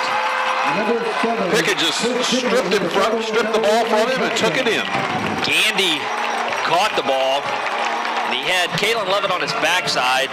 Pickett came up from the safety spot and kind of stood him up. A backer came from the inside, and Pickett just ripped it before his forward progress had been stopped. And goes 35 yards for a defensive touchdown. Special teams kind of getting everything together. They weren't ready for that one. Richie Grant's out there. Everybody's buckling their chin straps. Yeah. 30-7. Mendoza with the attempt. Snap is good. Placement's up. Kick is up, and it is good. Well, Chris Pickett, I call him the Wicket Pickett. We're going to call him the Rip It Pickett. Ripped it away, took it in 31 yards. Chris he's always making big plays on defense, whether it's a big hit, a nice tackle, an interception, what he became known for last year with, I think he had 10 in the big season, 13-game season they had last year. 14 games they played. Anyhow, great job with the strip and score. Minute 27 left here in the third quarter. We'll keep it right here. And Navarre opening it up across town against the Vikes 35-7. Niceville in a tough one with Tate, 21-13.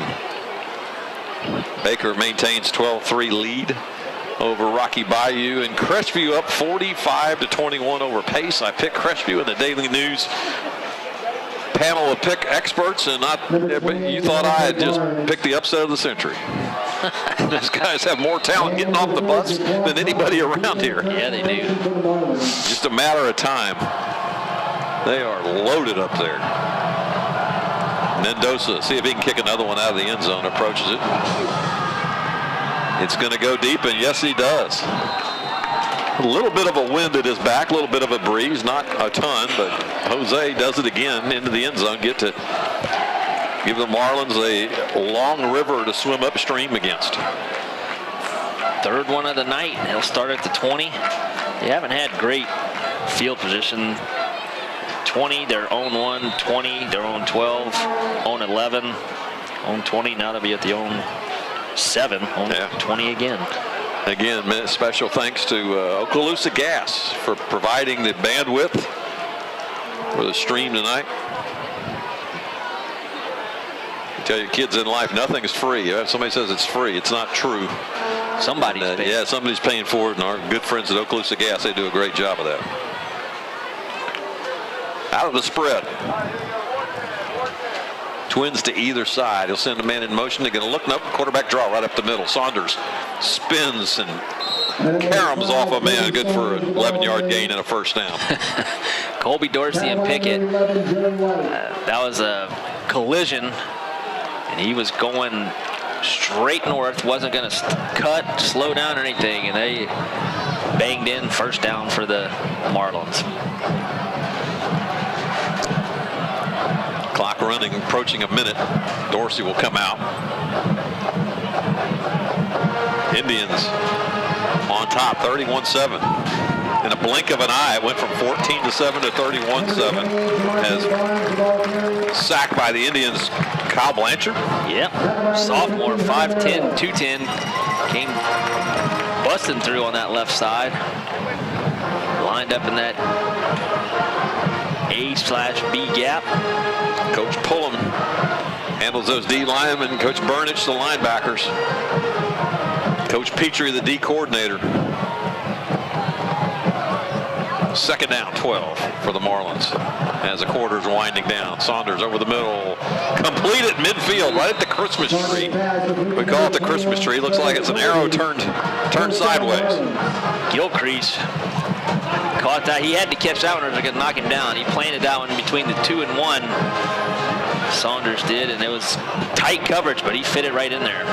20.9 seconds to play here in the third quarter.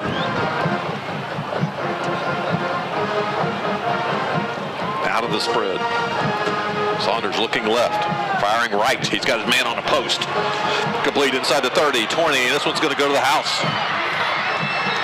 Pickett got touchdown, Alex Woolsey. Lackadaisical there. And that kid's got some speed. He broke 2 tackles after the catch. And off he went. 31-13 as time expires. They'll kick the extra point.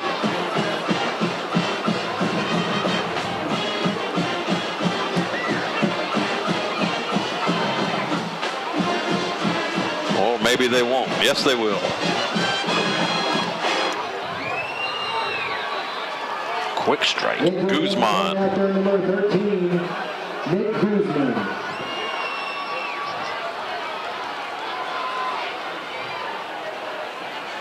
Good snap, placement's up, and it's good. And just like that, it's 31-14, and that's going to do it for 3 quarters of play. We will be back in 1 minute. You're listening to the Big Green Radio Network and watching on Emerald Coast TV. Pediatrics of Okaloosa in Niceville has been caring for the kids in our community for 23 years. Pediatricians Dr. Lynn Keith and Dr. Tracy Burton are supporters of Choctaw High School, faculty, and athletes. They promote a healthy school environment and safe, competitive athletic Does the art department do that, Arrow? They did it in the, who does it? They've got it in the gym. Andy Thigpen did it, and I call it the Christmas tree. He gets so mad, I said, well, it looks like a Christmas tree. Turn it sideways. 91.1. Yeah, needs to be pointing. If you live and work in the Shalimar area, come by. It's up. Oh, It is. No good. A great try. Very good chicken salad. Actually, the food really good. My fellow coworker, she likes the. If she did miss the field goal, Courtney Simpson State Farm will contribute that $250 to Choctaw's touchdown club. All right, one more 10 and a welcome back. All right. I got to give a shout out to the kids. Yeah. Great relationship with the parents, allowing him to better meet all of the church needs and financial needs. Courtney's made a turning point. Welcome back to Big Green Football on Psalm 91.1. 3 quarters in the books, 31-14. Had a treat between quarters. Courtney Simpson, State Farm, sponsored a kicking contest. The young lady, if she knocked it through, got a $250 scholarship. If she missed it, the Touchdown Club got $250. And the good neighbor agent, Courtney Simpson, has coughed up $250 to the Touchdown Club. Kickoff taken at the 2. Got some jets across the 20, 40, one man to beat. A juke and a go. Here we go. Richie Grant all the way. Touchdown Indians. No flags on the field. Wow, 99-yard touchdown run. Kickoff return by Richie Grant. Unbelievable, explosive. Got 3 Hall of Famers in the car that were cheering for that one. Maddox, Carson, and Zoe love that one. Thanks, Richie Grant. Good night, kids. 37-14, just like that. 99 yards. 17 seconds off the clock. And Richie Grant's got to compose himself to hold this extra point. Yeah, he's breathing heavily, like me walking up. Nice snap, brought down, kick is up, and it is good. Oh, flag. Flag came in late. Let's see. Answered their 5-play, 80-yard drive with a 99-yard kickoff return. They'll sort this one out. Let's see. Procedure on the Indians, so it's going to be a do-over.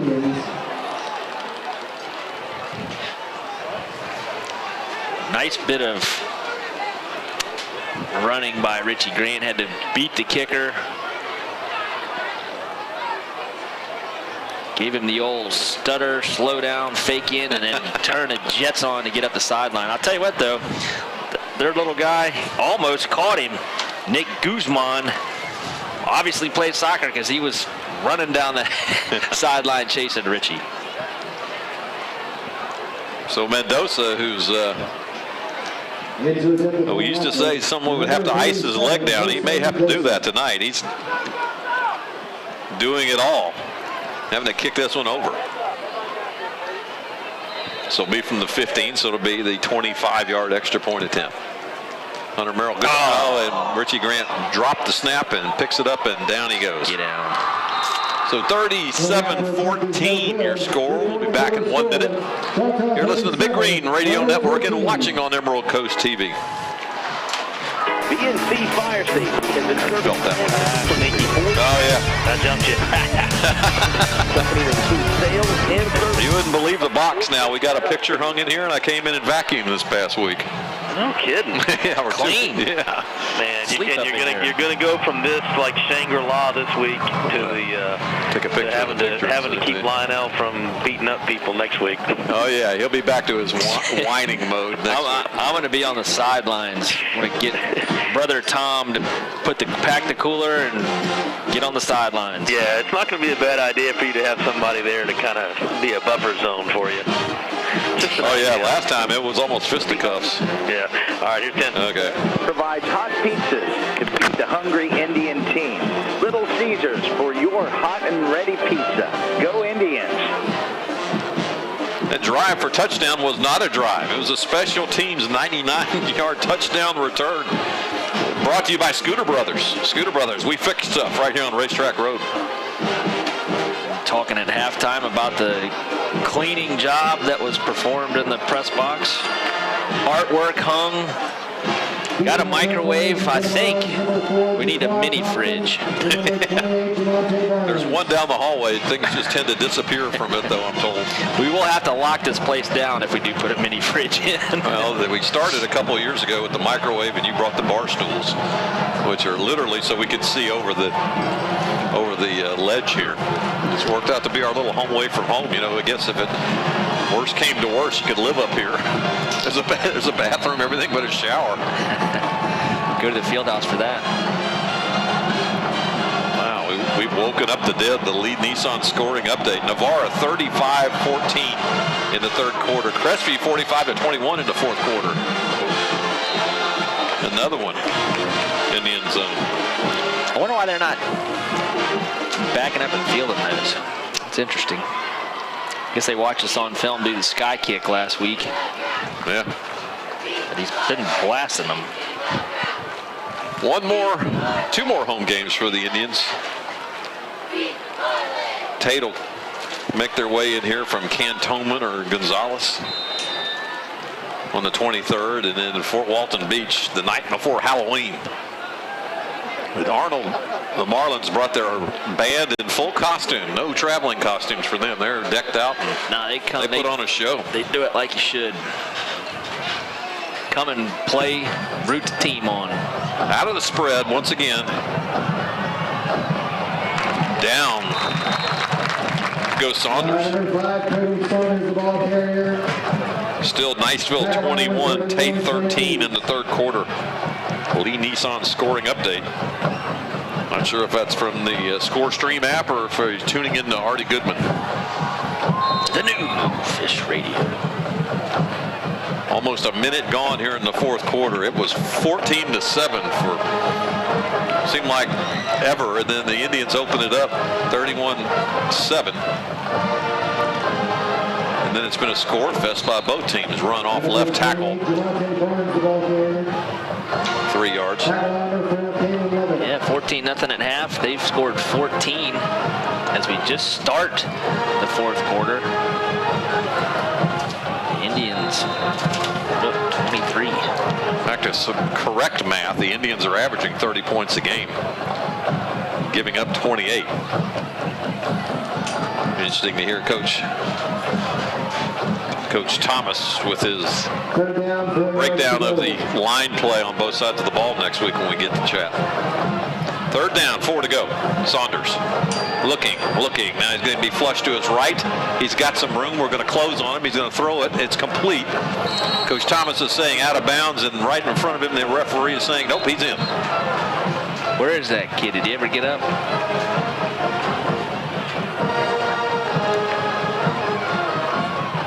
Chains will move 1st and 10. Fish. He got a foot down and was hit hard in the back by Pickett. And he landed on the mat that's on the sidelines, and he's laying under the table. Yeah, under the Gatorade bottle. Water you can't jugs really see him there, yeah. Probably landed on the ball the way that he caught it right on his chest, breastplate of the shoulder pad, and I lost the air. To crank up our prognostications and predictions for week 4. This is week 5, but there was no college football in week 1. So this is our 4th week. Again, this is for informational purposes only. Please no wagering. And if you do, don't blame it on us. I'm 12-3 on the year. Lionel 9-6. We're on opening game UCLA at Arizona. I like the Bruins. I like what they're doing out there in LA. I listened to Rich Rodriguez on Jim Rome this week, and the home game, they're fired up. Watch the old Rodriguez's get it done. Utah Utes at Oregon. I take the Quack Attack, and you like the Utes. Va-Tech in East Carolina. Coach Thomas's alma mater hosting Va-Tech. I think we both are like in Va-Tech. That'd be a good game at East Carolina. They're good this year. I'm not sure the next one's correct. Texas A&M at Arkansas. I think they're playing that in Arlington at Jerry World. So Arkansas really is kind of a go figure right now. Both of us like A&M. And BYU at Michigan, I'm going with the boys from the Big House. Probably a good pick. I'm going to go with the higher ranked, number 22 ranked Cougars, and they're going to pull some magic out of the hat like they've done. Yeah, and the tiebreaker, if there is a tiebreaker, the War Tigers of Auburn, the Auburn Eagles hosting the Mississippi State Bulldogs. Dak Prescott. I'm picking the Bulldogs. I'll go with my cross-state rivals, the Auburn Tigers. I think they're going to get it figured out sooner or later. I think the thing they figured is Will Muschamp just can't go out there and play defense for him as the injured player still being looked at on the Indian sideline. I wonder what he got. They're attending to him. The game of the week on television, like we were last week, is Niceville at Tate. And they've got a good one going on. They got a good one going on right now. Like we were saying, the Lee Nissan scoring updates coming in better late than never. I think our man had some plans earlier in the evening. 21-13, Niceville in the third quarter, and that's a 7:30 start over that way in Gonzales.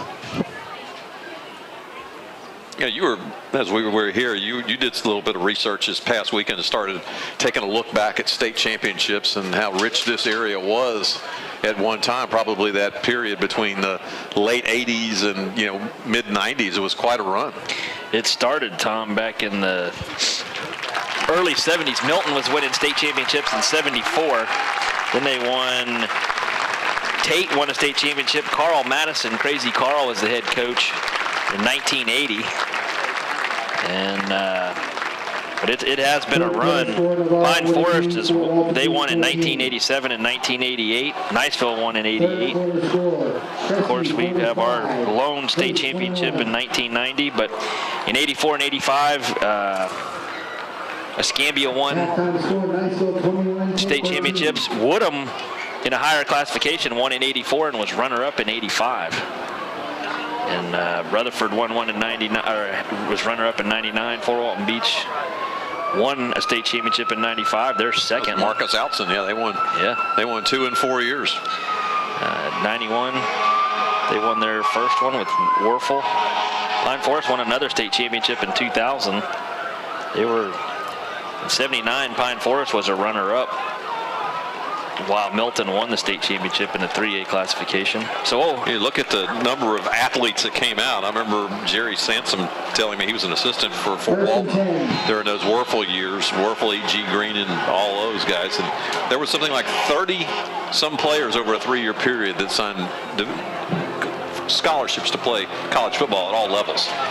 Saunders on his horse, retreats, throws incomplete. And I tell you, Choctaw had the most athletes in this 83, 84, 82, 83, 84. George Bethune, Willie Bryant, Todd Gatlin. George. Numerous players. They decided to change coaches and set the program back a decade. Second down, 10 to go. Indians on top. 37-14. Second and 10 here in the fourth quarter. 9:45 to play. Complete and a hard tackle. Miles Betts brings the wood. Miles Betts, 5'8", 155, and he's every bit of just rock solid. He's played a great ball game tonight. Just prepared well this week. He's kind of in the zone. He reminds me back in the day of Demetrius Warmble. Not big, but boy, he would just knock you out. And Demetrius had a different. He would run it up in there, and he was fearless. Demetrius laid Joe McKnight out on this field later in Southern California and the New York Jets. Timeout. The Arnold Marlins. 3rd and 4. They're going to think about it. We'll keep it right here. Again, the season technically half over after tonight. We'll throw a bye week in there for us, but in 6 more weeks, the regular season will be history. Again, next week we're at Crestview. Pregame is at 6:40. Kickoff is at 7.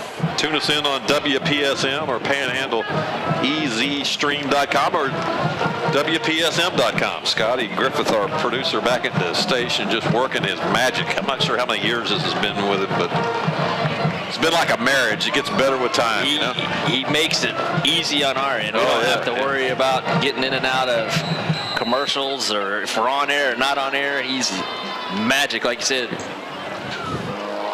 He knows he can finish the sentence before I say it, and I can tell him. I can tell when he wants a legal ID before it goes the other way. You got to invite him in for dinner one night. Get an assistant to run the board. And we'd never have a break. We do the old Hardy show. All right, trips left, 3rd down and 4. Single receiver to the right for Saunders. First down is needed by them. Saunders going to run the option. He pushes forward. Doesn't get it. Lucky he held onto the ball. Lost, bringing up 4th and about 4. 4th down, 3 yards to go. 4th down and 3. It's a go time for the Marlins. We've got our scoreboard working with what yard line it's on, down, distance. We're one of the few that does that. It takes 2 to run the clock and 2 to work in harmony, because you have your official timekeeper, then you have your school volunteer that does the down, distance, and yard line. 4th down option. And we blow this one up. We do. It's going to be another turnover on downs. This one again for the Marlins. That's either their 3rd or 4th TOD tonight. 3rd. Indians take over, 1st and 10. So we'll see if Coach Thomas keeps Fairley in, and he does. Jake Fairley will stay in. 7 minutes, 48 seconds left in the contest, and Indians cruising. Zach Childers thought he was in. He turned around and went, oh, man, I got to come out. Another Marlin down on the far side. They got him. He rolled over. It was a gang tackle over there. That's John Doe, number 28. Jimmy Hare. Yeah.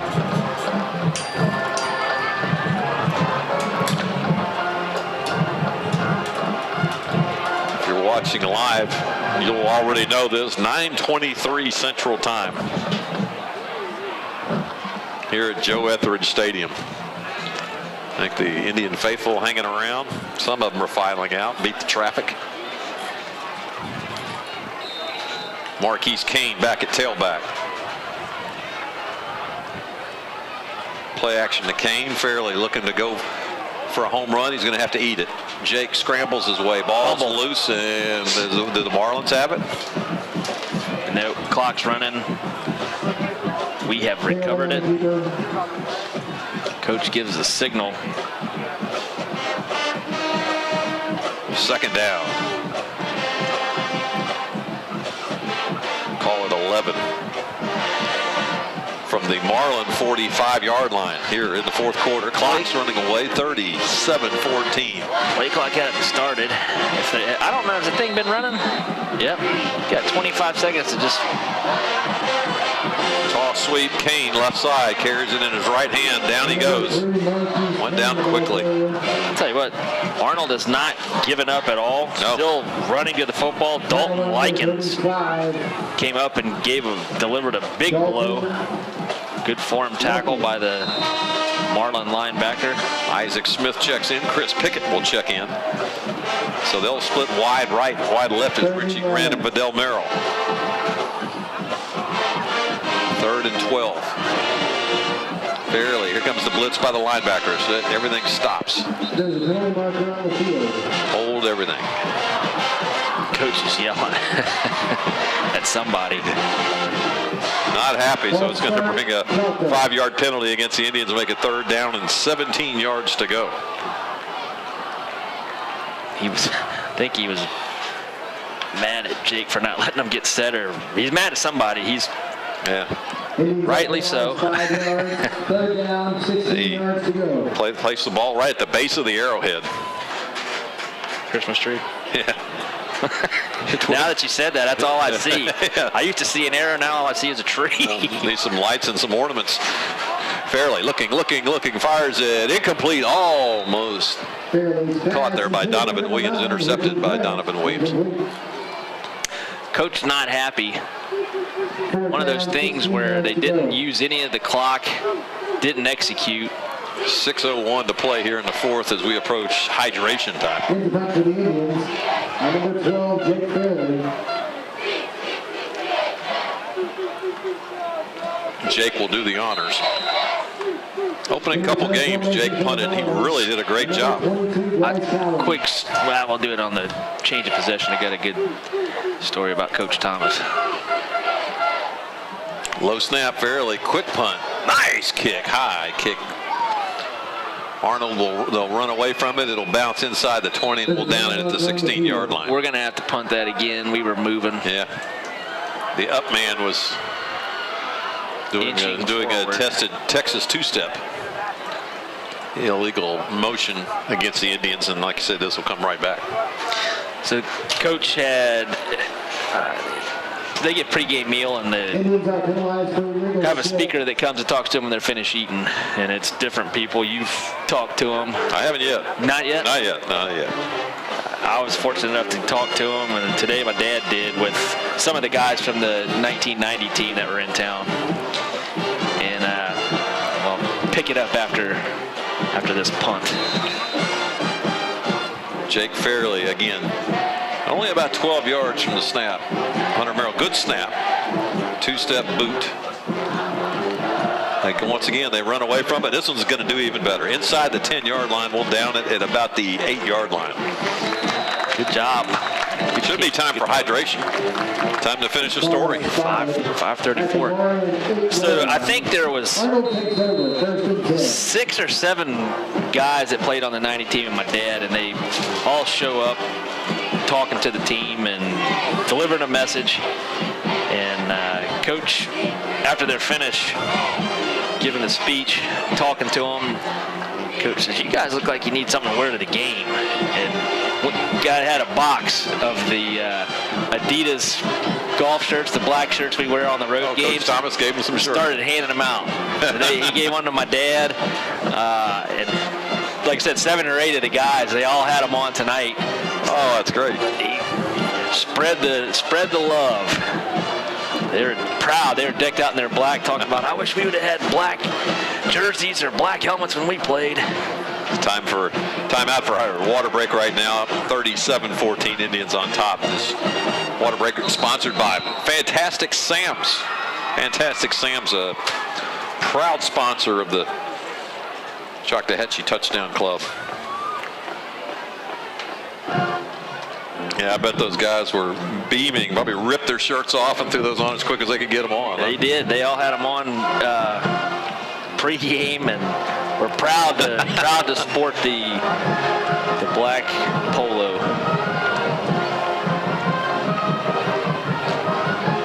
So the Marlins backed up inside their 10 to the 8. 5 minutes 34 seconds. Indians comfortably out front. As soon as we say that, somebody scores. Saunders again. He's committed to West Virginia, the quarterback. Cody Saunders, he's on his horse now. He's in the end zone. Going to have to throw this one away. Lobs it up. No one there. Into the Choctaw cheerleaders. Almost took one of them out. Hit their water machine. And there it comes. Intentional grounding. 2 flags are coming in.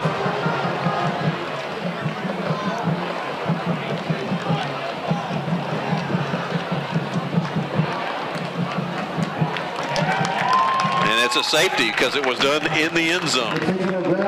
Yeah, I guess they said there was no receiver in the area, but he threw it 30 yards downfield. Yeah. It hit the water bucket on the 30 out of bounds. Before it hit the cheerleader. On the leg.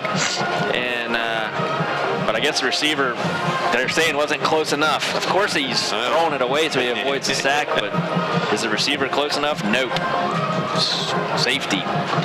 Wow, the fun continues, but it's good for the good guys in the green shirts and the black pants. 39-14. The Indians opening it up, beating the spread, and doing whatever you want to say. Yeah, you're getting a nice little, sending a message up State Road 85 to Crestview to let them know that we're getting ready for next week.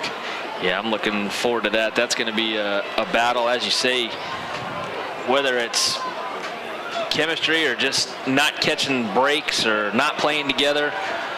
They're talented up there. They just haven't been able to win a lot of games the last few years, but put together an impressive win last week and have another one going this week. Although last week, was that the Sisters of the Poor? That was the International School of Broward Pediatric Ward, I believe. The International House of Pancakes, but it got them all on the winning ways. That was their second win of the year, and the Knights, a big win for Crestview against Pace. Coach Mickey Lindsay, the head coach at Pace, he said his son's the head coach at Tate, right? Yeah. They play each other this year. This will be a two-step kickoff, probably a sky kick or a squib.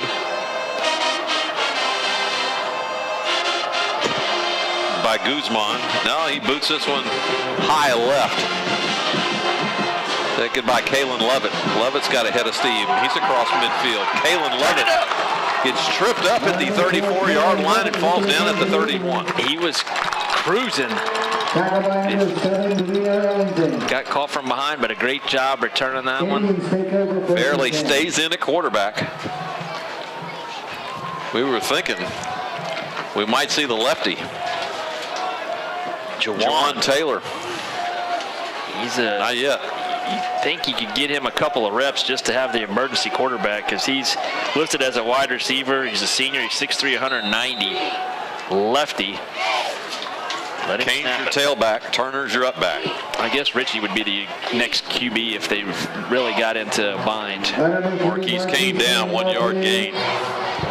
As the Indians open it up 39-14. 4 minutes, 45 seconds and counting. Coach Thomas, last time, they didn't run the clock like he was hoping. Give Marquise 2 on the play. 2nd down and 8 from the 30.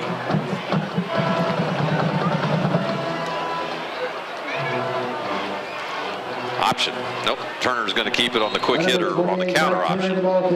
Mike may have gotten a yard. I haven't seen that play yet. That might be the first time they've run that tonight. Getting a little chippy talky. Mike's dad, the former player here, right? Yep, he graduated in '89. His dad was a defensive lineman. Mean. All right, Childers back in at tail. Twins right. Tight into the left side is Nash. Play action. Oh, it's going to be the naked bootleg inside the 25, taken down at the 21. That's good. It should be good for an Indian first down. Gutsy call this late in the game. Yeah, the naked bootleg with the quarterback up by 25. Childers will stay in, and he'll line up at fullback. Kane's at tailback. 3.5 to play. Clock's running from the 20 of the Marlins. Kane, Marquise Kane inside the 10. Marquise Kane taken down at the 6. Hold on to the tight. We're going to call him hold on tight. Kane. Nothing fancy there, just a reverse pivot by the quarterback. Right off left guard. So 1st and goal from the 6 with 3 minutes, 13 seconds and ticking in this game. Out of the eye. Kane, right side, Marquise Kane, touchdown Indians. 45-14. What's the mercy rule? That's it. We got a penalty.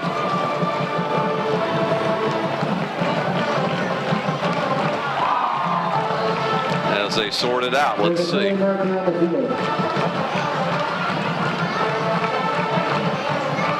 Indians are walking backwards. Is it a touchdown? Unsportsmanlike conduct after the touchdown, I assume. So they'll enforce it on the kickoff. Red ball foul. Make you scratch my head. Unsportsmanlike conduct against the Indians. No, they won't. They'll back us up now. Penalty is being assessed on the conversion.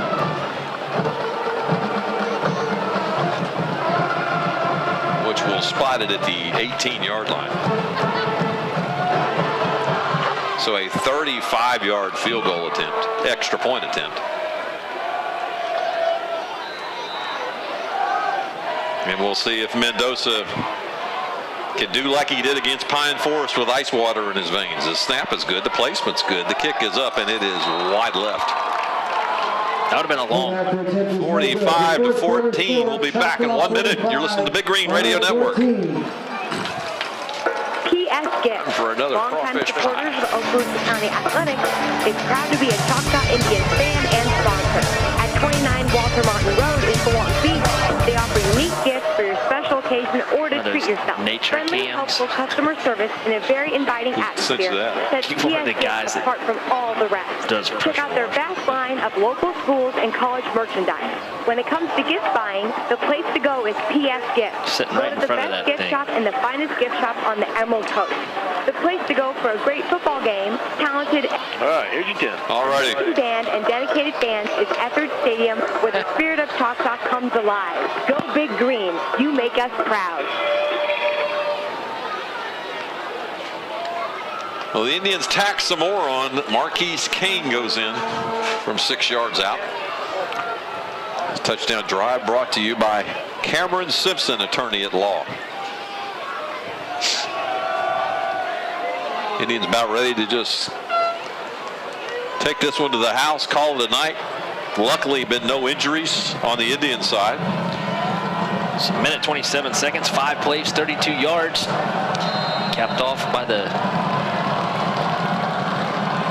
Unfortunately for the Indians last week, Ian Terrio broke a bone and he is out for the year. The last of the Terrio brothers. And down goes the return man at the 16-yard line. Thompson. We have a broken bone. His foot played on it the rest of the game, too. Yeah.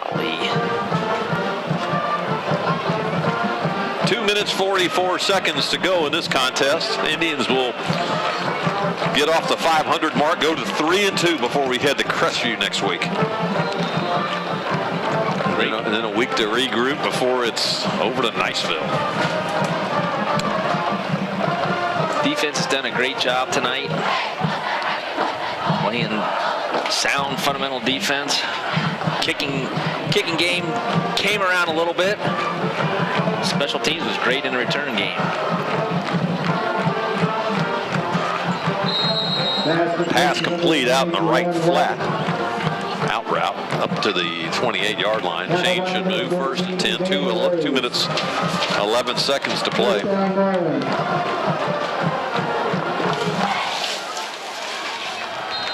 And with a chorus of Fight On by the Style Marchers and everybody having fun, this one will be in the books in just a few minutes. Fake the read option, slant over the middle, good across the 40 to the 42. And we have a penalty flag back at the 22-yard line. Generally the holding area. Only bad thing about that one is it just lengthens the game. Stops the clock. Last score, Baker over Rocky Bayou, 20-14 was the last score. Navarre, 55-14 over Fort Walton. First down, Marlins. Call the dogs off. Crestview, a final over Pace, 45-28. And just yesterday, Navarre over Milton, 3-1 in varsity volleyball. Indians yesterday dropped one of their crosstown rivals, a straight setter against the Vikings. The Indians are ranked 1 in the state. Wow. Wake-up call before they got to go to Crestview next week, and then the district tournament coming up. And Hand off to Thompson, going right down. He goes in the backfield. Good job by Jean Bernet. Broadwater in on the tackle along with Bernet. 2nd and 10.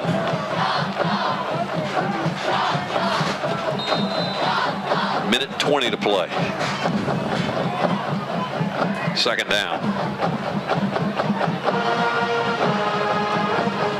3-step drop by Saunders. Now he's going to run it up the middle. He gets about 5, maybe 6 across the 44 to the 45. He's a competitor. Saunders hasn't quit for a minute in this game. Good athlete. Good. It's been fun watching him play tonight. 3rd down. As we're under a minute to play. Saunders will keep it. Gets his first down across the 30 to the 29-yard line. And we will vacate the premises, lock up the booth, unplug the microwave until we come back on October 23rd. It's going to be a while. That is a long run before we venture back to the booth. Yeah. Back-to-back games there at home, the 23rd and the 30th against Tate and Fort Walton. And then on the road, our last game of the year, which has been a long time since we've been on the road for the final game against Mosley. Complete at the 15-yard line, taken down at the 10. With 12 seconds, clock is stopped with 11.5 seconds. The Marlins want to get one in for pride's sake. Yep.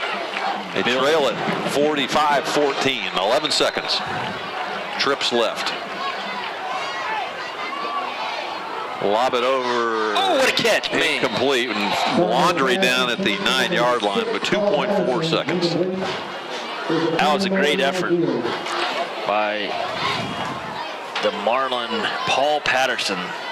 6'1", 178-pound senior. Went up high to get it with one hand, almost came down with it. Well, congrats to the Indians all the way around. We've got a defensive holding on the Indians, but this one, for all intents and purposes, is in the book. 2.4 seconds. Marlins are going to take a timeout to try to dial up one trick play. Like in playing in the streets, you're going to draw one up in the dirt. You go here, you go there. Go long on 2.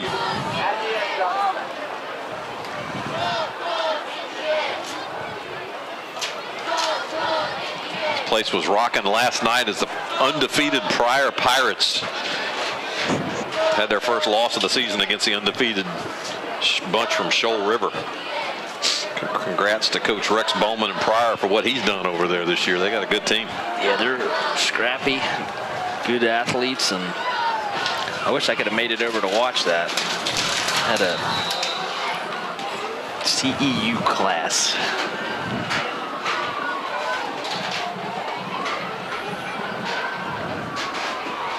All right, last play of the game, 2 seconds. Marlins are battling Pride right now. Trips left, single receiver right. Saunders is your QB. He may tuck it and run. Nope, he's going to lob this one incomplete. That's it. We didn't think it would ever end, but it finally did. The Indians get on a roll and keep on going. 45-14. Again, next week we head to Crestview. Pregame is at 6:40. Kickoff is at 7. We'll be in that stadium somewhere. For Scotty Griffith and Lionel Fayard, this is Tom Purcell saying good night, everybody. Great job, guys. Thanks for your help, man. Hey, man. Awesome. Have a good one. We'll talk later. You too. Bye. Bye.